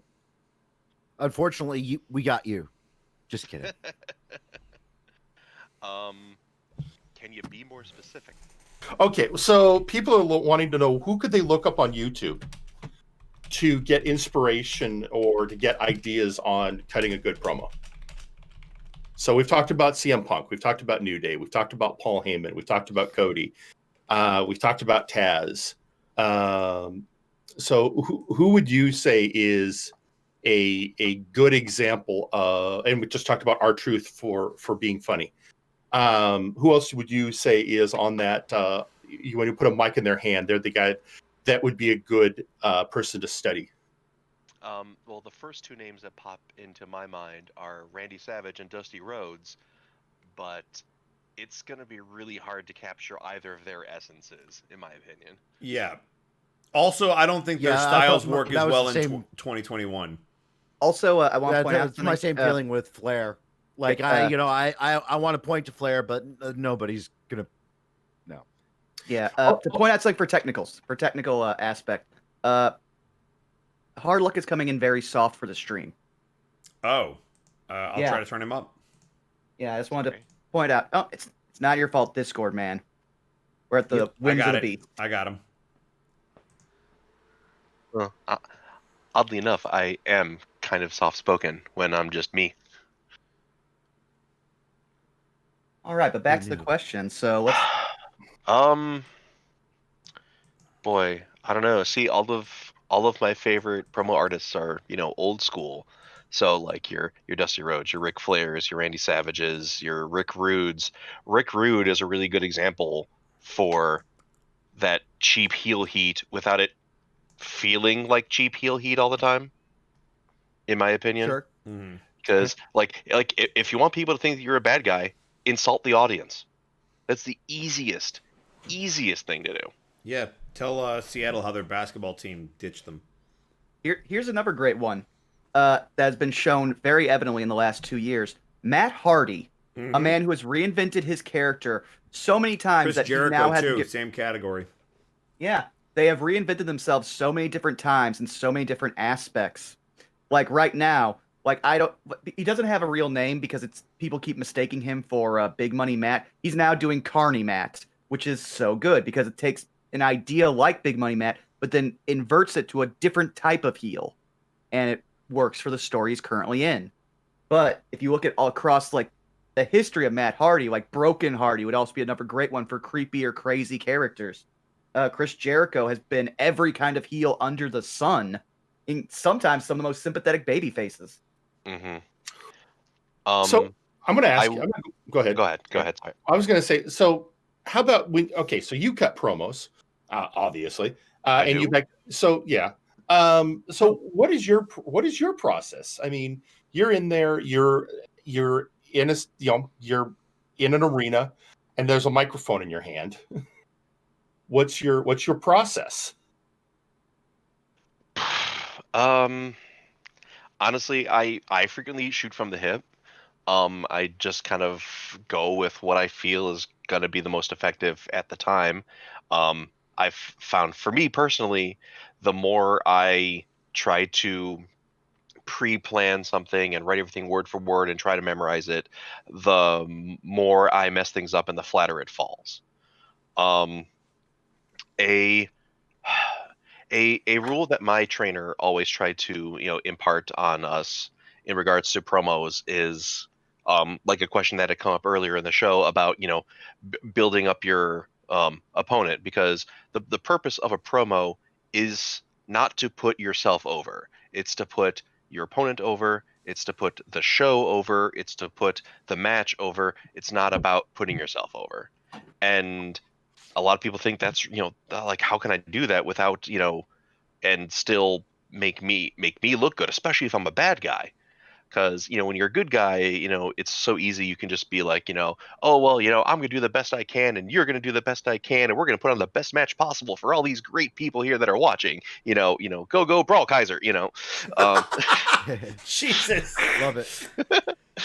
And bam, there's your Babyface promo, easy peasy, right? But when you're a bad guy, it's so easy to just be like, I'm the best. I'm better than my opponent. I'm better than everybody in the locker room. I'm better than everybody in this arena, yada, yada, yada, and just, putting everybody down. But odds are, if you're a bad guy and you've got a match coming up against somebody, odds are they have a strength. And whether you want to admit it or not, you know that strength is there. And so you might as well acknowledge it. Like I said, the way my trainer puts it is, extend the compliment to the opponent, but come back with something of your own that you think is better. So, like my last IRL opponent is a guy. He's not as tall as me, but he's a lot bigger than me, and he's a lot stronger than me. And so I point out, and also he's been doing it for almost as long as I've been alive. So I point out that I know he's a lot stronger than me, that he can easily bench press my entire body, no sweat. That he's been doing this for a really long time. He's been in the ring with a lot of great other wrestlers, people who have gone on to become really famous, or guys who are certifiable legends today. You mention those things, but then you have me. Well, for one, I mean, this is kind of a cheap dig, but number one, I'm taller than you. You can go and watch one of my matches, and I do a test of strength with him, and I make fun of his height.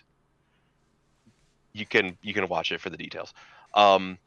So yeah, I'm taller than him. I'm smarter than him, and I'm quicker than him, and I've seen years and years worth of your footage, so I know what you can do. I'm a relative newcomer. You don't know everything that I'm capable of. You know what I mean? So kind of like, like you've got these good traits, but I've got these better traits, and that's why I'm going to win. And you can do that and still be a bad guy about it. See, I like doing that, but when I cut promos, I like to take facts or twisted facts in a heel's case and use them against people. So, for example, that guy that you're talking about, where he's big and he's strong and he's got all this talent, you could say all those things, but then I would come back and hit him with, and watch how all of these other people have elevated their games and moved on while you've stayed stagnant. And here I am in half the time, now facing off against you. So what I realize is you are extremely talented in this ring. And you're also really, really talented at being a trampoline for people to move on to bigger and better things. And I'm looking forward to springboarding off your face to bigger and better things. Done. Yeah. And there you have it. Hey, Vaughn, you had something you wanted to bring up. You want to go ahead and? Okay, yeah. Let me. Because I'm looking at time, and so I want to get. But I'm going to let's keep hard looking here, because I think he might have some useful things here. So these are some things that someone who couldn't be here tonight wanted me to bring up from a promo teacher aspect, and so this is also about writing out the promos, formatting them, and stuff like that. So this will help you with some things. So, all right. Bullet points from Sen, promo teacher and player of El Pollo. Break up your posts. I refer to this as the gray space, a wall of text. Posts, promos, and paragraphs that are large tend to be harder to read and can lead to reader fatigue. Mm-hmm. By breaking it up into smaller 2 to 3 sentence paragraphs, you make it easier to read through. Separating it can also help the flow by separating the points in the promo from each other. Less is more. I see so many long-winded posts that could be so much better if they cut the fluff. With a promo, you want to have a clear goal where you are going and what you want to get across. The rest is all secondary and should only be used to frame and strengthen your key points. Don't do too much. This is related to the above, but think of it as worth saying. Don't try to do too much in a single promo. There are some people who seem as though they are going down a bullet point list of things they want to say and people they want to call out. By doing this, you're muddling your promo.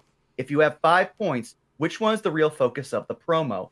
What is it you're trying to get across? By doing too much, you make none of it stand out, which are all very good points on something that me and Sin have always agreed on as promo teachers. Less is more. And it's also in regard to a question that we have further down the list that I want to point out, because I've always said this to this is the first thing I tell anyone if I know what their character's fully doing. And that is, it's better to not speak sometimes. Literally, let the story inform both you and your character of what they should do next. You shouldn't have to do a promo every week. Even some of the best talkers in all of wrestling history weren't on screen every week, battering like people with story elements. I know we've got some people here that, they do a promo every week, but by that point, you're not giving the story time to give any impact to you. You're constantly thinking of what you're going to do next, see what you're actually doing next, and then work that into the promo. And that answers El Robot's question of, is not doing a promo ever the better option? Yeah. Absolutely. Yes, absolutely. Yeah. I mean, be an attraction. To point, I didn't do a promo last week because it would have detracted. Not doing a promo this week because, again, right now I think letting things simmer is the better choice. Well, and even going further down that side, I'd look at somebody like Grim and Bob. Bob hardly ever, if ever, cuts a promo, but that works for his character. And so you have to take that into consideration that, sometimes your character's not going to want to speak up every time. That there are periods where your character's going to be like, you know what? No, I need to think a bit. Yeah. This has affected me. But I think there's also some characters where if they're doing their promos a little too frequently in their beginning and they start killing their heat. Mm-hmm. Oh, Yeah. absolutely. It also kills character interest because I won't say who, but there's one person who I'm like, I now know more about your character than I know about my own character, and I'm actively sick of it because I find out every week that this character has an opinion they need to spout, and I'm just like, I'm kind of done with this. So you got to remember that viewer fatigue is a thing. Sometimes the best thing to do is have, again, the Grim experience. What are they doing in the background? But if you end up with a Simpsons experience with the audience should be constantly asking, where is Poochie? What is Poochie doing? Then that's not good for your character. Thank you for that. You're welcome. Yeah. All right. This is touching on a lot of anything stuff, else? so I'm thinking maybe we go rapid fire with some of these questions so that we'll go a little over 8, but not too much. But we have a lot of really good questions that I kind of want to get to. All right. So you want to go ahead? You know what? All right. Take it away, Bosco. I'm gonna rapid fire, and if somebody wants to chime in, let me know. All right. So we got Vinsmoke wants to know, well, my question is that when a character is coming back, is it helpful or harmful to RP as that character while they are gone? If you are on the shelf, I say stay on the shelf. Yeah. The most stay away. Yeah. The most I would say is, because maybe one promo, but again, we don't know the story context for you. Like, if say the story is you're out with an injury, because I used this to effect in the Inquisition arc, because my whole thing was that, I had all my bones taken away. So there'd be a time where I'd cut a small promo in chat because there was a different monster at the time, where it'd be like Burnout watching the show. It's kind of like the live tweeting that we have on Flashbang, where it's just giving a quick update of just I'm here. Oh, I wish I could be there for Omega Club, but I can't. But if you don't know where your character's going or it's vague, it's better to say nothing at all. Mm-hmm. I mean, that's what I did with the creation. Yeah. I mean, he went off. There was something I realized I could try and do a promo as the creation, but I think it'll do more harm than good. And it turned out it was the best decision to make. Mm-hmm. Well, and I would say at the very least, never feel obligated to make a promo. Yeah. That's one of the simplest things we can say. And going off of the previous topic is that, yes and no. I would not say no, stay completely silent.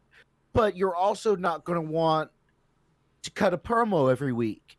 There's a balance to it. So if you shoot out just a quick little like, hey guys, I'm hanging in there, and that's it, that's fine. But if we start getting the regular report every week of how you're doing, we're going to get tired of it.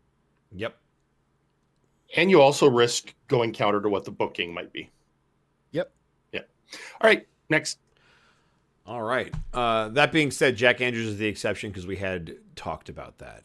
Sure. Matrix G wants to know, is it better to start your character with something safe and then subvert it, or just have the subverted character from the start?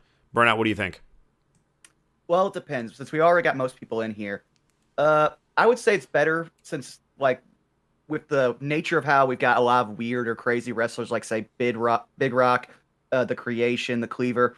Sometimes coming in with an established gimmick is easy because it makes the showrunner's job just easier because they know, oh, it's a demon. Oh, he's literally a big walking rock. He can build a story for it. But subverting stuff after a while is a great way to reinvent and get people more interested in it. I would say it's better to come in with a pre-established gimmick that's simple, but has versatility. The biggest thing is to realize that it is just the start. You can start either obscure or unobscure, but realize that you're going to change and that it's fine wherever you start at as long as you grow. All right. Nice. This one is for, let's throw this to Hard Luck. Lasume01 wants to know, what is a good way to show your character's ideals in a promo? I was thinking about that earlier. Sometimes you can be direct. Sometimes you can just basically declare a brief manifesto. Like that. I'm pretty sure that's pretty much what I did with Scott E. When I first latched onto this, I'm the only real wrestler in MNW thing. Is just make it clear, or like, I guess a slightly less direct way would be, call somebody out, not necessarily challenging them to a fight, but just singling them out for doing something or saying something that is in direct opposition to your character's ideals, and expressing that, especially if you think that your ideals are objectively better, how detrimental their opinion is to not just you, but the entire company, or the entire world, depending on how high the stakes are. Yep. All right, I'm going to throw this one to Dr. Caliban. This is from that guy, 2502. Alpha has recently asked me to adopt Whitney Lee, who for all purposes is a blank slate. I have no experience with RP at all, and I am looking to come into this program. Any advice? Well, okay, it's kind of tricky. I'd say the first thing is, if he's a blank slate, you can look at what his history was, which was vaguely ninja. But in the end, I would say, like any role-playing game, you just want to sit down and think about, okay, who is this guy? Who is he, in the ring, but more importantly, where does he come from? Is this guy from a Naruto village? I don't watch Naruto, but I know that's what he was based on originally. Or you could simply ask, I'm a big advocate of improv. I've studied it. I use it in writing. I use it in acting. And the basis of improv is saying yes and. All right, Whitney Lee is a trained fighter. Yes. How did he become a trained fighter? Oh, he trained under this specific person. Great. Why did this person train him? Oh, well, he saw something, and you just start building. You just start taking a little trip of yes and what ifs, and just come up with an idea of who he is. I would say the trick in this is you need to make sure you figure a way to spell it very clearly out. Otherwise, you'll just remain a blank slate in the show itself, because the showrunner might not have time to get through all of that backstory. But if you have an idea and then you can do a promo, doesn't have to even spell all that stuff out, but you know where he's coming from. I would also say mix in some things that you're passionate about. I don't know what you're super into, but let's say you're really into Magic the Gathering. Maybe he's a ninja that likes card games. You could throw like an ad, like you could throw that in there to just give him something that you can talk about that you're knowledgeable about. And again, I don't know what you're into, what your hobbies are, but everybody's got a hobby. Everybody's got something that they're interested in. Try to mix that in. If you're into anime, he's already a ninja. Like you can mix in the anime thing. Maybe he's a cosplayer. Maybe he's not an actual ninja. Maybe he's been a cosplayer the whole time. And you're like, well, I can't let anybody find out that I'm not actually a ninja. I love this Naruto bullshit.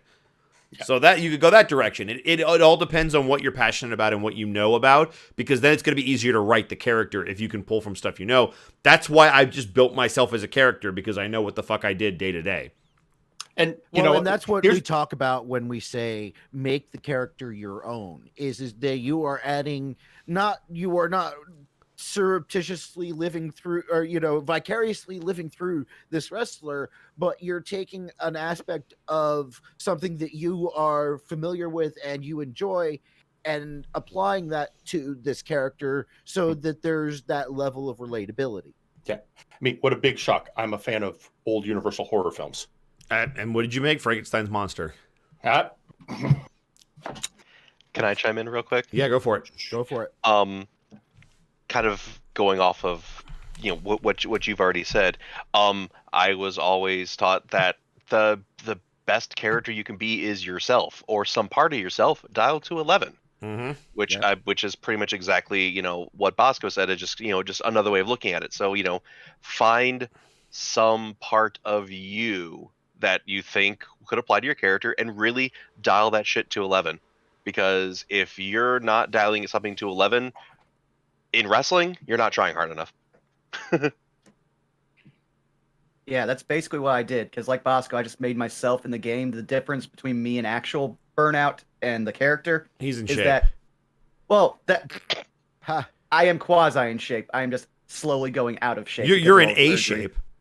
Yeah, but the point is that Pear when shape. I came in, Burnout was going to be a heel, so I just made him with the idea of he has all of my negative parts, all the parts of me that I don't like, but are bombastic and stuff, loud, angry, aggressive, loudmouth.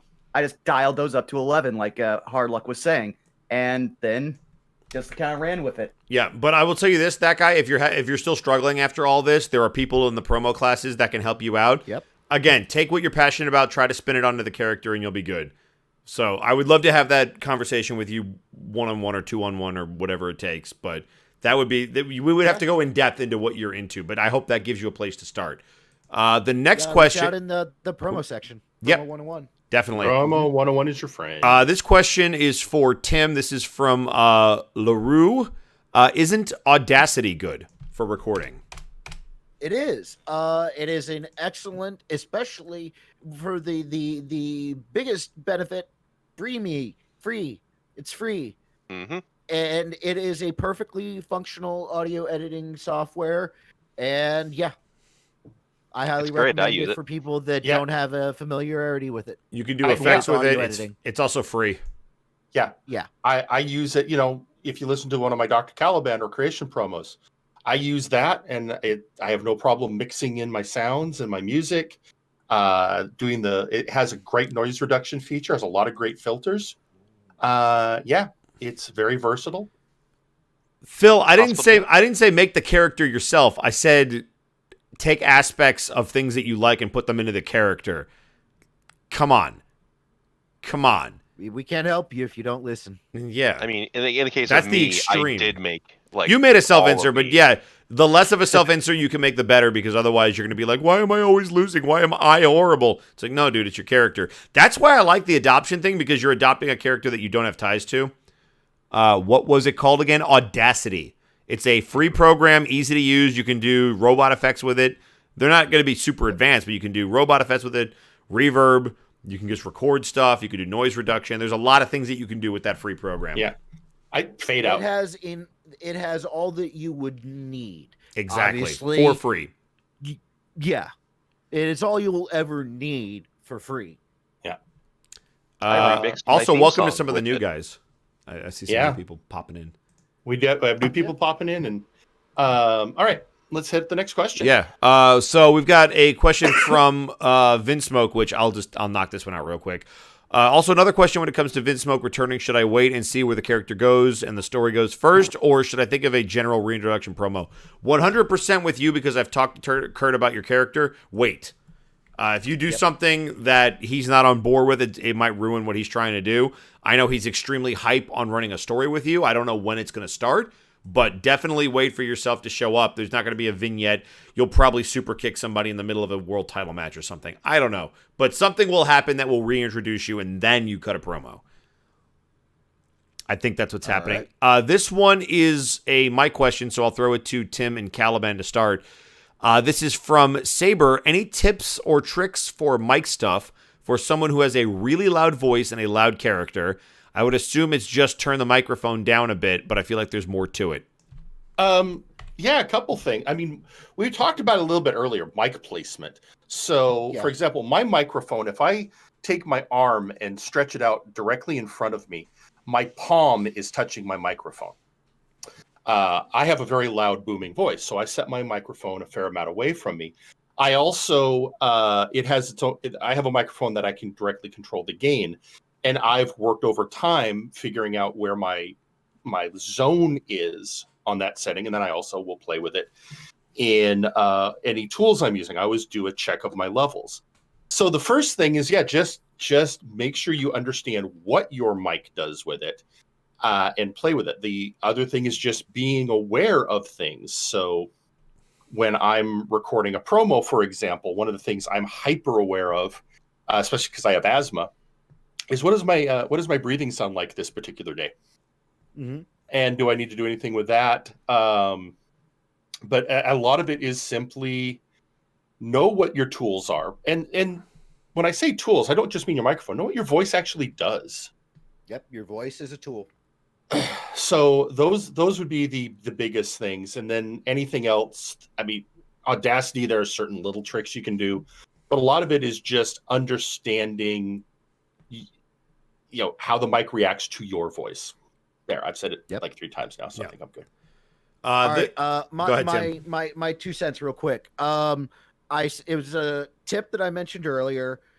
Do a whisper and do a yell. As loud, as quiet as you think you'll go, and as loud as you think you'll go. That is your range. Do that while you're looking at your meters, which you can look at your meters in Audacity. So look at where you sit when you talk soft. Look at where you sit where you talk loud. That's your range, and that's what you have to play with. All right. Saber's got a second question. I'm going to throw this to Vaughn, and then hard luck, because Vaughn, you'll be perfect to answer this. I've got a couple of my own. Saber wants to know what influences for violent or vicious characters. Okay, the best one that is currently today, because you're going to find a ton of clips, I would definitely say Eddie Kingston, because he is great at doing. He is great at always making you believe that he is a tough son of a bitch who is going to do what he says, despite the fact that he's, at this point, one of the wrestlers in the later years of his life, and so he can't do a ton of the big spots. But he will make you believe that a spinning back fist will knock you the fuck out. It's real to him, damn it. Hard luck, anybody that comes to mind? Unfortunately, I do not have my finger on the pulse of today's wrestling, so I do not have any contemporary examples. So here's what I'll throw to you for hardcore examples, and they're 3 very different characters. So you'll have to mold them into what you want. Number 1, Mankind. He was creepy. He was weird. Mick Foley, in all of his different iterations, has different ways that he's played his character, but the sinister, hardcore aspect of him was always there. Number 2, Raven. Raven was the early version of Bray Wyatt. He had his flock in WCW. Mm-hmm. He was an ECW original. He was hardcore to the core, but he was very culty about everything that he did. He would speak in poetry. He would act weird. He had a very unique character that not every federation knew what to do with. That's why he was so good in WCW.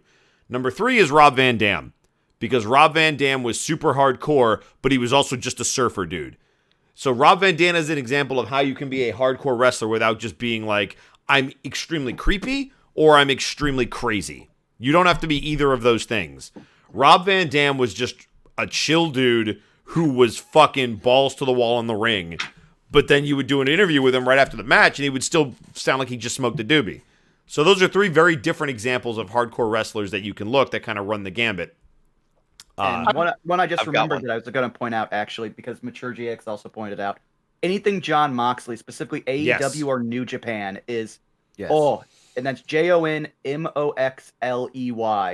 He, like, even his most recent promos have run the gambit from being just a normal guy who is going to beat the shit out of you, and he will enjoy it. Like, there's so many different levels to it. And then you can also see the comedy version where he's doing in his after-match interviews in New Japan. All right. I thought of one real quick. Go ahead. Jake the Snake Roberts. Yes, we talked about him earlier for promos, but yeah, he was a hardcore dude. Yeah, because just the volume that he used, the tone that he used, the tempo that he used, he just sounded dangerous. And he never shouted. He was always so soft spoken, but he always sounded so dangerous, and you didn't know specifically why. I would also argue ECW era Taz, even now Taz, but especially Taz is a great promo. He's absolutely a great promo. He's very what you're getting from. You're getting angry dude from Red Hook, but he's good at it. We're gonna move on to that guy 2502 saying, "Are backhanded compliments acceptable for a heel promo?" And I'll throw this to you first, Scott, and then I'll take a crack at it. I want to say yes, but to an extent. I guess I'd have to think of a really good example for a backhanded compliment. Like I said, my gut says yes, but I think it really depends on what the compliment is. Sure.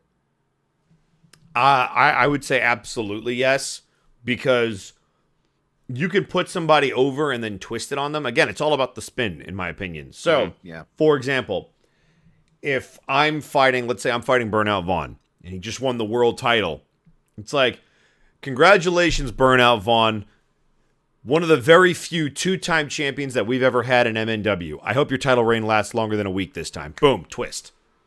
Like, you could be like, yeah, I give you props. You won the world title. You're a two-time champion. Try to actually hold on to it this time. You can absolutely do that. I think it's a great technique, because then you're both putting him over and you're also twisting the knife of being like, I remember. Also, it pays off the audience if you can refer back to something that happened, because then they feel invested, because it's like, yeah, I've been watching this for 3 years. I remember when Burnout got crushed by Arkhov. Yeah, and then Arkhov can come back and be like, that was a different man. I'm not that Burnout anymore, and if you think I am, you're in for a rude awakening, and I'm more than happy to extend my streak at your expense, or something like that. Yeah. But then it gives him something to work off of, because then he's all about, well, I'm going to prove that was a fluke and that I am better than what I showed. So, yeah, I think they absolutely work, long story short. Also, I would look at Samoa Joe as somebody who does that really well. Samoa Joe is one of the best promo guys in the business. I'm sad that he's only on commentary now. I don't know how WWE ruined him, but they did. They had a world champ and they ruined him. But he has taken material that should sound stupid, and he makes it sound threatening. He has done a children's book. Yeah, he has done angles with AJ Styles that made it feel fresh. He talked about the whole reason I talked about Kurt's addiction when I was still in MNW, like his alcohol addiction, and saying, I'm not going to bring out champagne because I know it might upset Takahata. One, I cleared it with him, and two, it was because Samoa Joe did that with Jeff Hardy. Chris Jericho did that with CM Punk. So you can use those things to absolutely forward a story, and Joe does it better than almost anybody. Yeah. It also brings up one thing I want to point out. If you're going to do if you're going to be worried about a backhanded compliment or a dig at someone, check. Yeah. Just it's as simple as a quick DM, and then you can also possibly work together with the person that you're in a feud with, because again, this is a community. We have so many tools. Getting the creative input from all the other people to make something even better. Why shouldn't you use that? Yeah. And you'd be surprised how many of us know great insults for ourselves. Yep. Oh boy. Mm-hmm. So, Bosco, I'm looking at the next one, and I think this is interesting because I was actually talking about this. Yeah, I can let you take this one. This is from Mayor of Spicy Town. Question, Bosco, is there any advice you can give me to improve my promos? I always want to grow with someone who cuts them as frequently as I do. I have advice, but Caliban clearly has something on his mind, so take it, Caliban. Okay, well, and this was something because every week Tim and I go over the audio promos because we need to pick out the audio promo of the week. And the last couple of weeks, one of the things we look at is, all right, well, how much has this particular person been improving? Have they been bringing up their promo game? And a couple of weeks, we picked Apollo Hades because you have been picking up your game. I think your writing is spot on. You're really getting a feel for your character. And the one thing I said at the time was the only thing you need is more practice. You still sometimes sound a little bit like you're reading. So that's just maybe just work at, and it's something that only comes with practice. Believe me. Exactly. That's what I was going to say. You can only learn that through experience. Yeah. So all I'd say is just keep working on when you're reading things, making it sound a little bit more natural. And that's coming. I mean, you're already better than you were. He started out as just a vague MJF clone, but now he's add actual personality and character to it. So he can say more than, I'm hotter than you and you know it, but now he's actually got a character and wins and losses and depth to him. Yeah. So at this point, I'd say, you just need to get more used to reading these things out and getting a more natural flow to it, which will just come with time. Yep. And watch more MJF if that's who you're trying to model yourself after. I would be careful because MJF crosses a lot of no lines in wrestling, but he gets away with it. Like, he does a lot of stuff where you're like, that's not traditionally something you like, like taking somebody's phone and PayPaling you $20. Like, that's, Yeah. So don't steal people's phone and do that. But some of the things that he says, he's really witty, he's very clever, and he knows how to work a crowd, even the smart marks. Yeah. So, I'd say for you, getting better, just keep doing what you're doing, keep practicing, and just keep at it. And you're already getting there, and I think you're just going to get better. So that's my take. All right. Yeah, that sums it up pretty well. Burnout, I'm going to throw this one to you because you'll appreciate it. It's from Kelly AFU. What else can you do as a manager? Okay, so one of the biggest things, especially with, I'll just use the poster child for this, like Paul Heyman. The manager works for someone so that way, they make their job easier. So say you have someone like Alpha who can't really cut promos often because he's got a hectic life. Cut a promo that puts over Alpha or Mega, or just show you're part of this faction. You want to see it succeed. Like, we've even got in-universe stuff, like with the interview that me and Caliban did for Omega Pub back in the day, where it's known that, like, not a lot is known about your character, but Omega Club totally is behind, like, respecting your privacy about your past. You are one of the members. A valued member too, so your voice and opinion matter as much as the rest. And then just try to, build up the people in your faction and maybe add a little personality to your character as well. Do we have any ladies that will cut promo? Like, I know Amanda's done some stuff, but it was mostly just Peng Chi. Do we have any ladies that will cut a promo? Yeah, Princess Boots has cut several. There we go. Well, but they're rivals, so I don't know if Princess Boots, like, do we have anybody that could do a Kelly? If Kelly's not comfortable Kelly has doing a voice. It. Okay. Kelly has a voice, actually. Well, there you go. Yeah.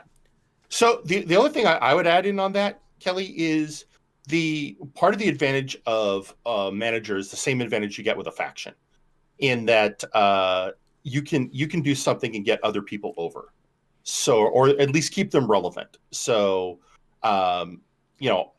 if a member of Omega Club shows up, all of Omega Club is still effectively present, even if they can't be on the show. And then the only other thing I would say, and it mirrors what Vaughn said. Some characters, there's just a reason why they aren't going to be good on the mic. Brian Cage, one of my favorite wrestlers. Yeah, we were just that's why he's with Taz. He's with Taz for a reason. Yeah, he actually has a speech impediment. And so the mic isn't the best thing for him. So you put him with one of the best mic workers ever. Taz will take care of the mic work. This is why Paul Heyman is with Brock Lesnar. Brock can cut a promo. He's not great at it, but Paul Heyman takes the job. Plus, he doesn't have the voice for it. We have a meme for it. Yeah. One thing that I will put out there is that there is a reason that the manager is referred to as a mouthpiece. And that is obviously for the terms of cutting promos, but it's also sometimes in the sense that it is just a mouthpiece. One of the biggest hurdles, of course, for us right now is the fact that 2K19 doesn't allow intergender wrestling. So, well, Warzone doesn't. Technically, yeah. So, like, and this is something that was the case that you look at, like Paul Heyman or Paul Bearer or Sherry.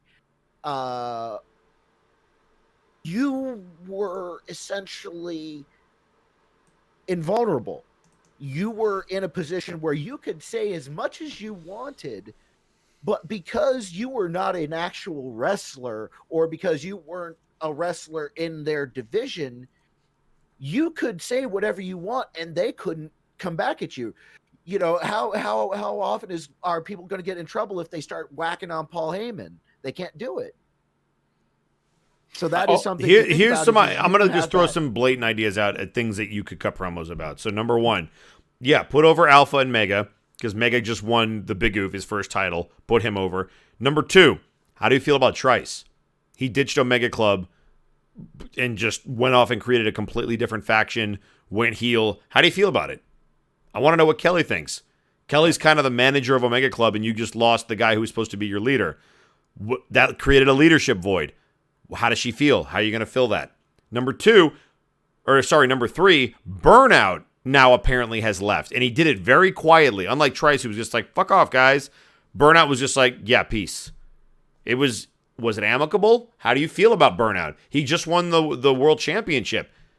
Is that something that you support him on? Are you a little bit bitter? Are you going to send Alpha after him? Are you going to send Mega after him? How do they feel? Those are all things that you guys could talk about. And again, you don't want to be like, hey, Burnout, I challenge you to a match for the world title next week. But you can be like, hey, congratulations. Just never forget where you came from, or something like that. Those are all things that you can think about, because those are things that I'd be curious how Kelly feels. Because if she's managed Trice and managed Burnout for years, and they both just ditched her and her club just to go on to bigger and better things. No, Omega Club has been around for this long for a fucking reason. You survive Vin leaving, you survive Trice leaving, and you're going to survive Burnout leaving. So there you go. There's also one more good thing that she can build off of, because I know that she regularly talks with Alpha, Mega, and even still Trice, is Omega Club has been around for 2 years now of the 3 that we've been going. And there already is, because we were supposed to be the Bullet Club of MNW, been the splits and losses. Omega Club under Vin is vastly different from Omega Club when Kelly became a part of it, because she became a part almost immediately after Vin left. So you've got all of these different story points you can work with. Don't try to put every single one of them into a promo, but you can address them over time and build up your character. And Hartley, if you don't like your particular voice, I just happen to see this. If any of you don't like your particular voice for your character, there are people that are available. You might not get, if you want JC Doodles, he's a very busy guy. There's no guarantee you'll get that big, deep, booming voice. But rest assured that if you have a voice in mind for your character and you see somebody who's willing to do voice promos for them, we have Corporal Canada, we have Travis, we have Hard Luck, who probably would be willing to maybe try one or two. We have Joe Mojo, who's done promos for people. There are a lot of people in the community who, both male and female, that have done promos. So if you don't like your voice and that's the only thing holding you back, you can write out a promo and say, hey, can we find somebody to voice this if they're free? Yeah. Just approach them and be like, first, are you okay with this? And if they are, then they can audition. And you'd be like, I'm not sure if this works. Just be nice about it. Yeah, Canada's a professional voice actor. You'd be lucky to have him. Yeah. In fact, Hartley, you're up in waiting room with Canada right now. Talk to him. Oh, he sure is. Right. Yeah, there you go. He's right there, dude. So I think that answered that question, right? Yeah. Yep. Next one. Up? Yeah, so we've only got a couple left, and it's Storyteller. If you see any really good ones, you can pluck them out of the chat. But we're starting to wind down here. This one is from Jay Frost. So here's a question: if your character plays things less serious and is more of aloof/comical, what are some ways to make them serious when they need to be? And I'm going to throw this one at Scott. Of course you are. I know we're wrapping. I have to step away for just a second. Yeah, go ahead. Sure. Let me think. See, I'm not good at answering the questions the moment I hear them. I need to ruminate on it for. All right. Well, how about you, Burnout? And then you think of something, Scott. Well, there's several easy ways to do this. Okay. Remember, specifically for Jay Frost, you used to cut serious promos as the crazy Mad Max Wastelander. So you could start cutting promos like that again, but maybe have some comedy elements in there, but show your characters being distinctly serious right now. There's also possibly getting a manager or aligning yourself to someone else that could possibly be in a faction. There's a bunch of different small things you can do, but like you've proven that your character can be serious and your character can do comedy. So now it's just a matter of making sure that it's known when they're being serious and when they're being comical. Like you could do an entirely like straight serious promo like you used to do, and then at the end just have like Panda come in and do like a quick revenant like joke thing, and then you play off the joke, but then you go back into serious at the end to show that okay, I've done both things, but this is what my character's doing right now. You have to be careful about whether or not you want to be the comical character or whether or not you want to be the serious character, because it's hard to straddle both. As like Orange Cassidy has done kind of a decent job, but he's a joke character that became serious for a little while, but he's still like a joke character. That being said, you have to decide whether or not you want to have that aggressive streak that just sometimes comes out when you're pushed too far, in which case then, like Vaughn said, you just flip the switch. But you have to define whether you want to be the comical guy who is sometimes serious or the serious guy who's sometimes comical. Yeah. And also, again, like I said, there's always the type that you could turn Toxic Wastelanders into like a trio and then have a designated serious guy who then plays straight man to comedy elements. There's a lot of things you can do. Listen, something as simple as like having a stereo playing the rap that you and Revenant did, and then having a smash sound of like Gorwheel smashing it, and then cutting a promo about how he is so pissed off that they couldn't hold on to the tag titles. Now all of a sudden you have literally shattered the comedic aspect of your character to switch back to, I want those belts, and I'm going to get them. And so the Wastelanders are coming. Like, you can make that switch very easily. Yeah, I feel like it depends on if you're a comedic character now overall, and you're looking for a serious moment, or if you're looking for like a full-time transition to serious from comedic, because in either case you need to make sure that you have a real reason for it. Like don't do it for the sake of doing it, and make that reason clear.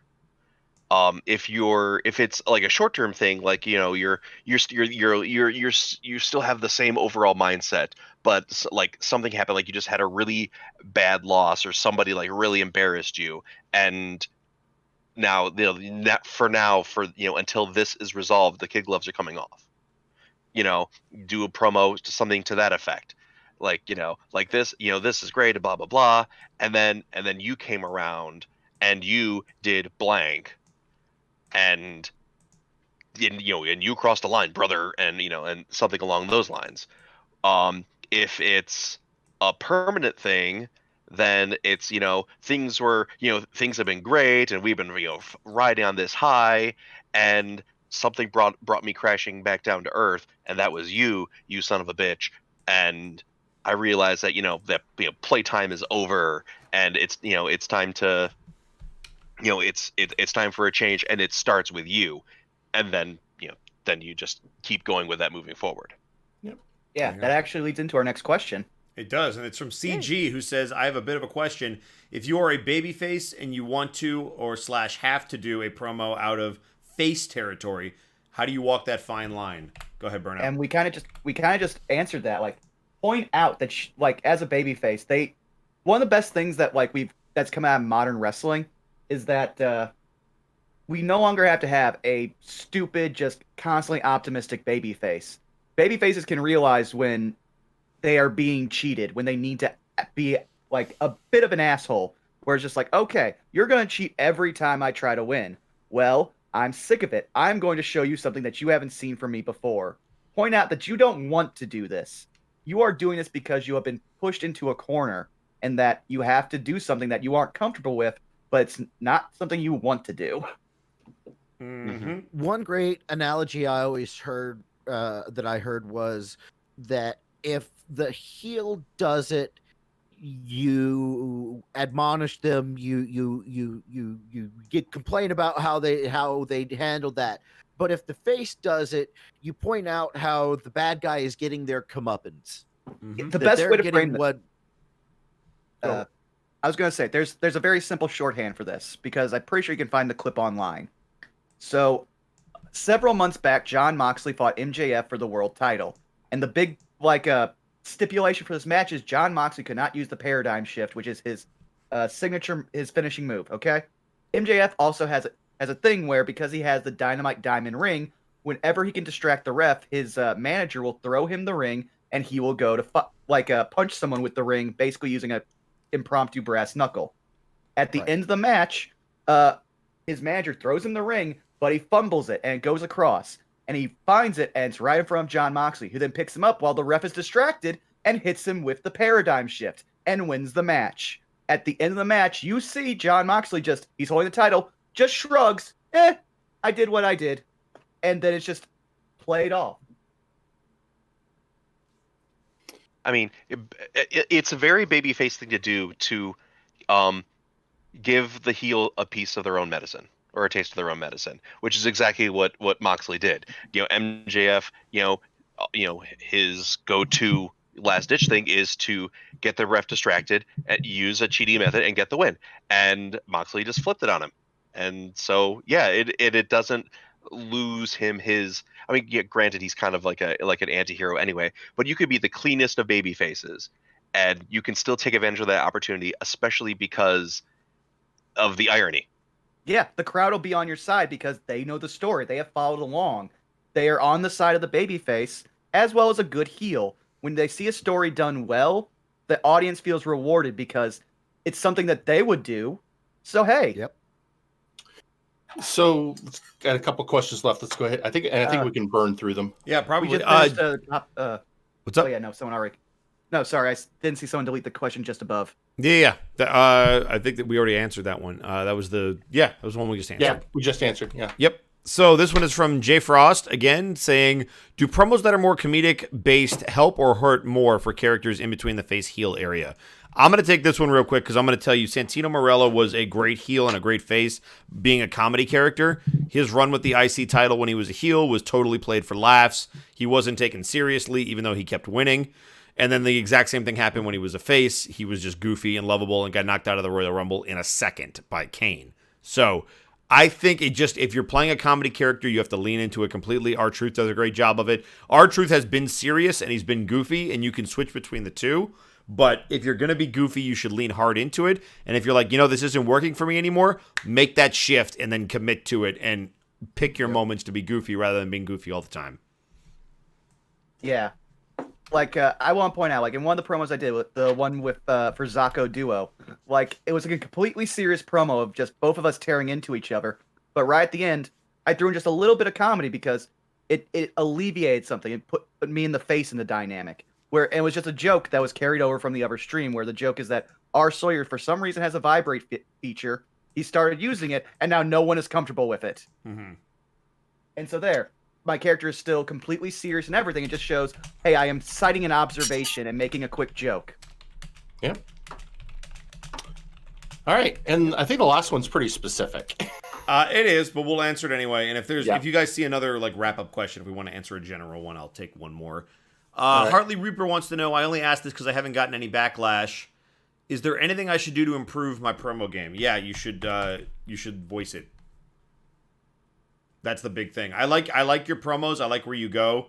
I like what you and Doom have been doing. I really like what Super Saiyans Zerikis did. He did a little storybook thing. It was very Storyteller-esque, where he was kind of reading what happened at the breakdown pay-per-view and then what happened afterwards at the Gowl.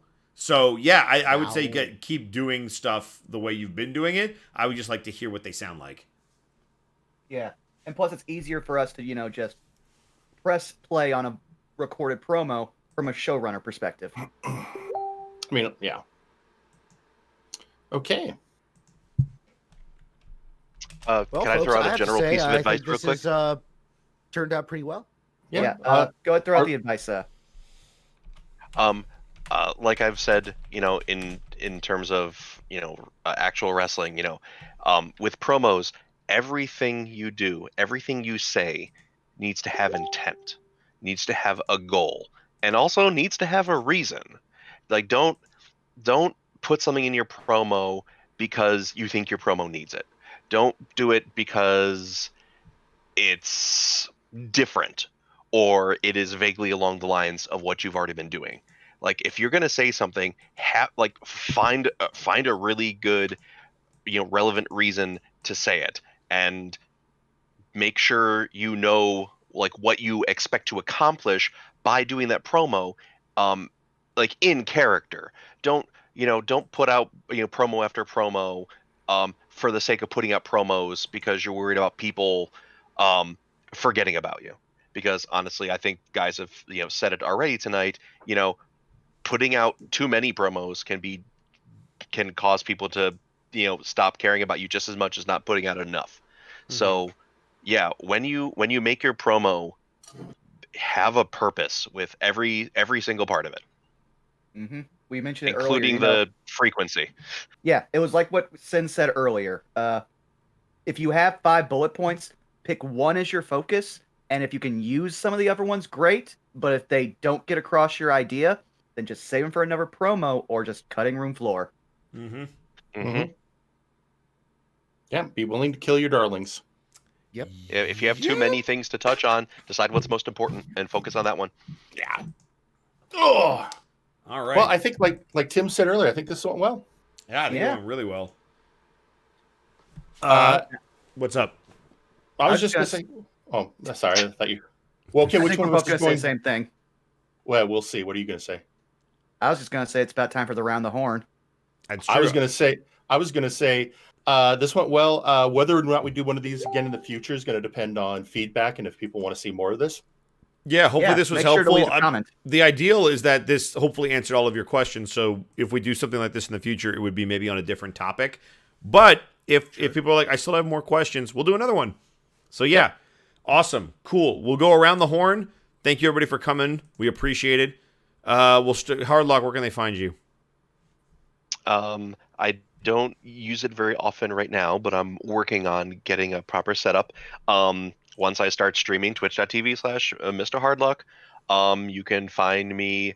You can find my Facebook page, facebook.com/theclassyguy SES.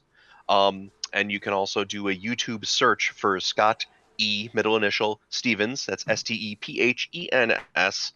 And I should be one of the first things you find. And my profile picture for all of the above, I believe, is also my current YouTube picture. Nice. All right. Very nice. Storyteller. You can find me at twitch.tv/Storytellers Apprentice or on Twitter at StorytellersAP2. I'm getting back into stream. I promise. Good. Caliban. You can find me at twitch.tv/doctor. That is dr_Caliban. Thursday night, Storytellers Apprentice and myself do MNW Firing Line, the recap show for Multiverse Nexus Wrestling.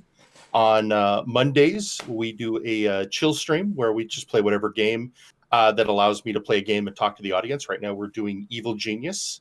And on Wednesdays, Storytellers Apprentice and I get together with a couple other members of the community, Donkey Kang and Corporal Canada, and play Sea of Thieves. Hey, very nice. And last but not least, Burnout Vaughn. Where can they find you? You can find me on Twitch and Twitter at Burnout Vaughn. This week, I might be doing a stream tomorrow. I'm not sure. But I will be jumping in for yet another adventure in No Love War Extra, where me and Zako Duo play our way through the story of Fate Extra.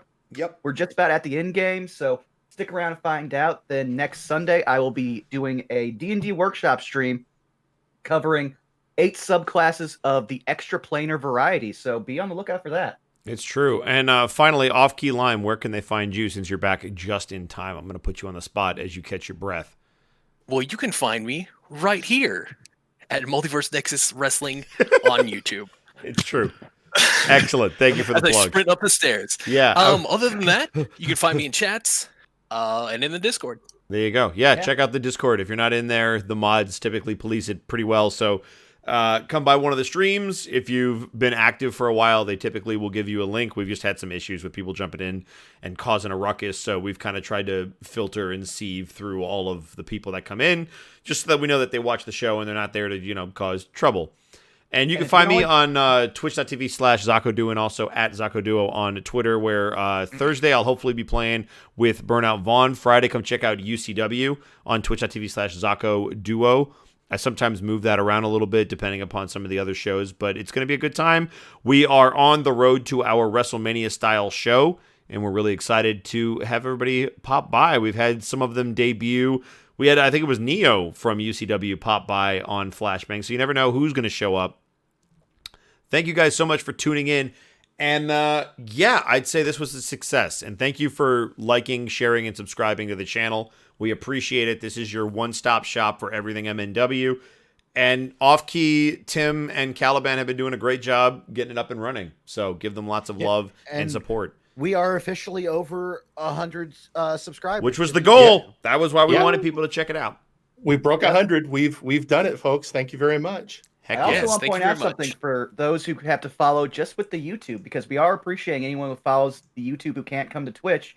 If you're super active in the comments section, we might also consider dropping you a link to the Discord. Exactly. As long as you're well behaved. Yep. So keep that in mind. We're going to utilize this channel to the best of its abilities. Mm-hmm. Yep. Indeed. All right. So I'm going to sign us off. We'll catch you all next time. Thank you for joining in. This was awesome. And have a great rest of your evening or morning if you're overseas. Take care, guys. Bye-bye.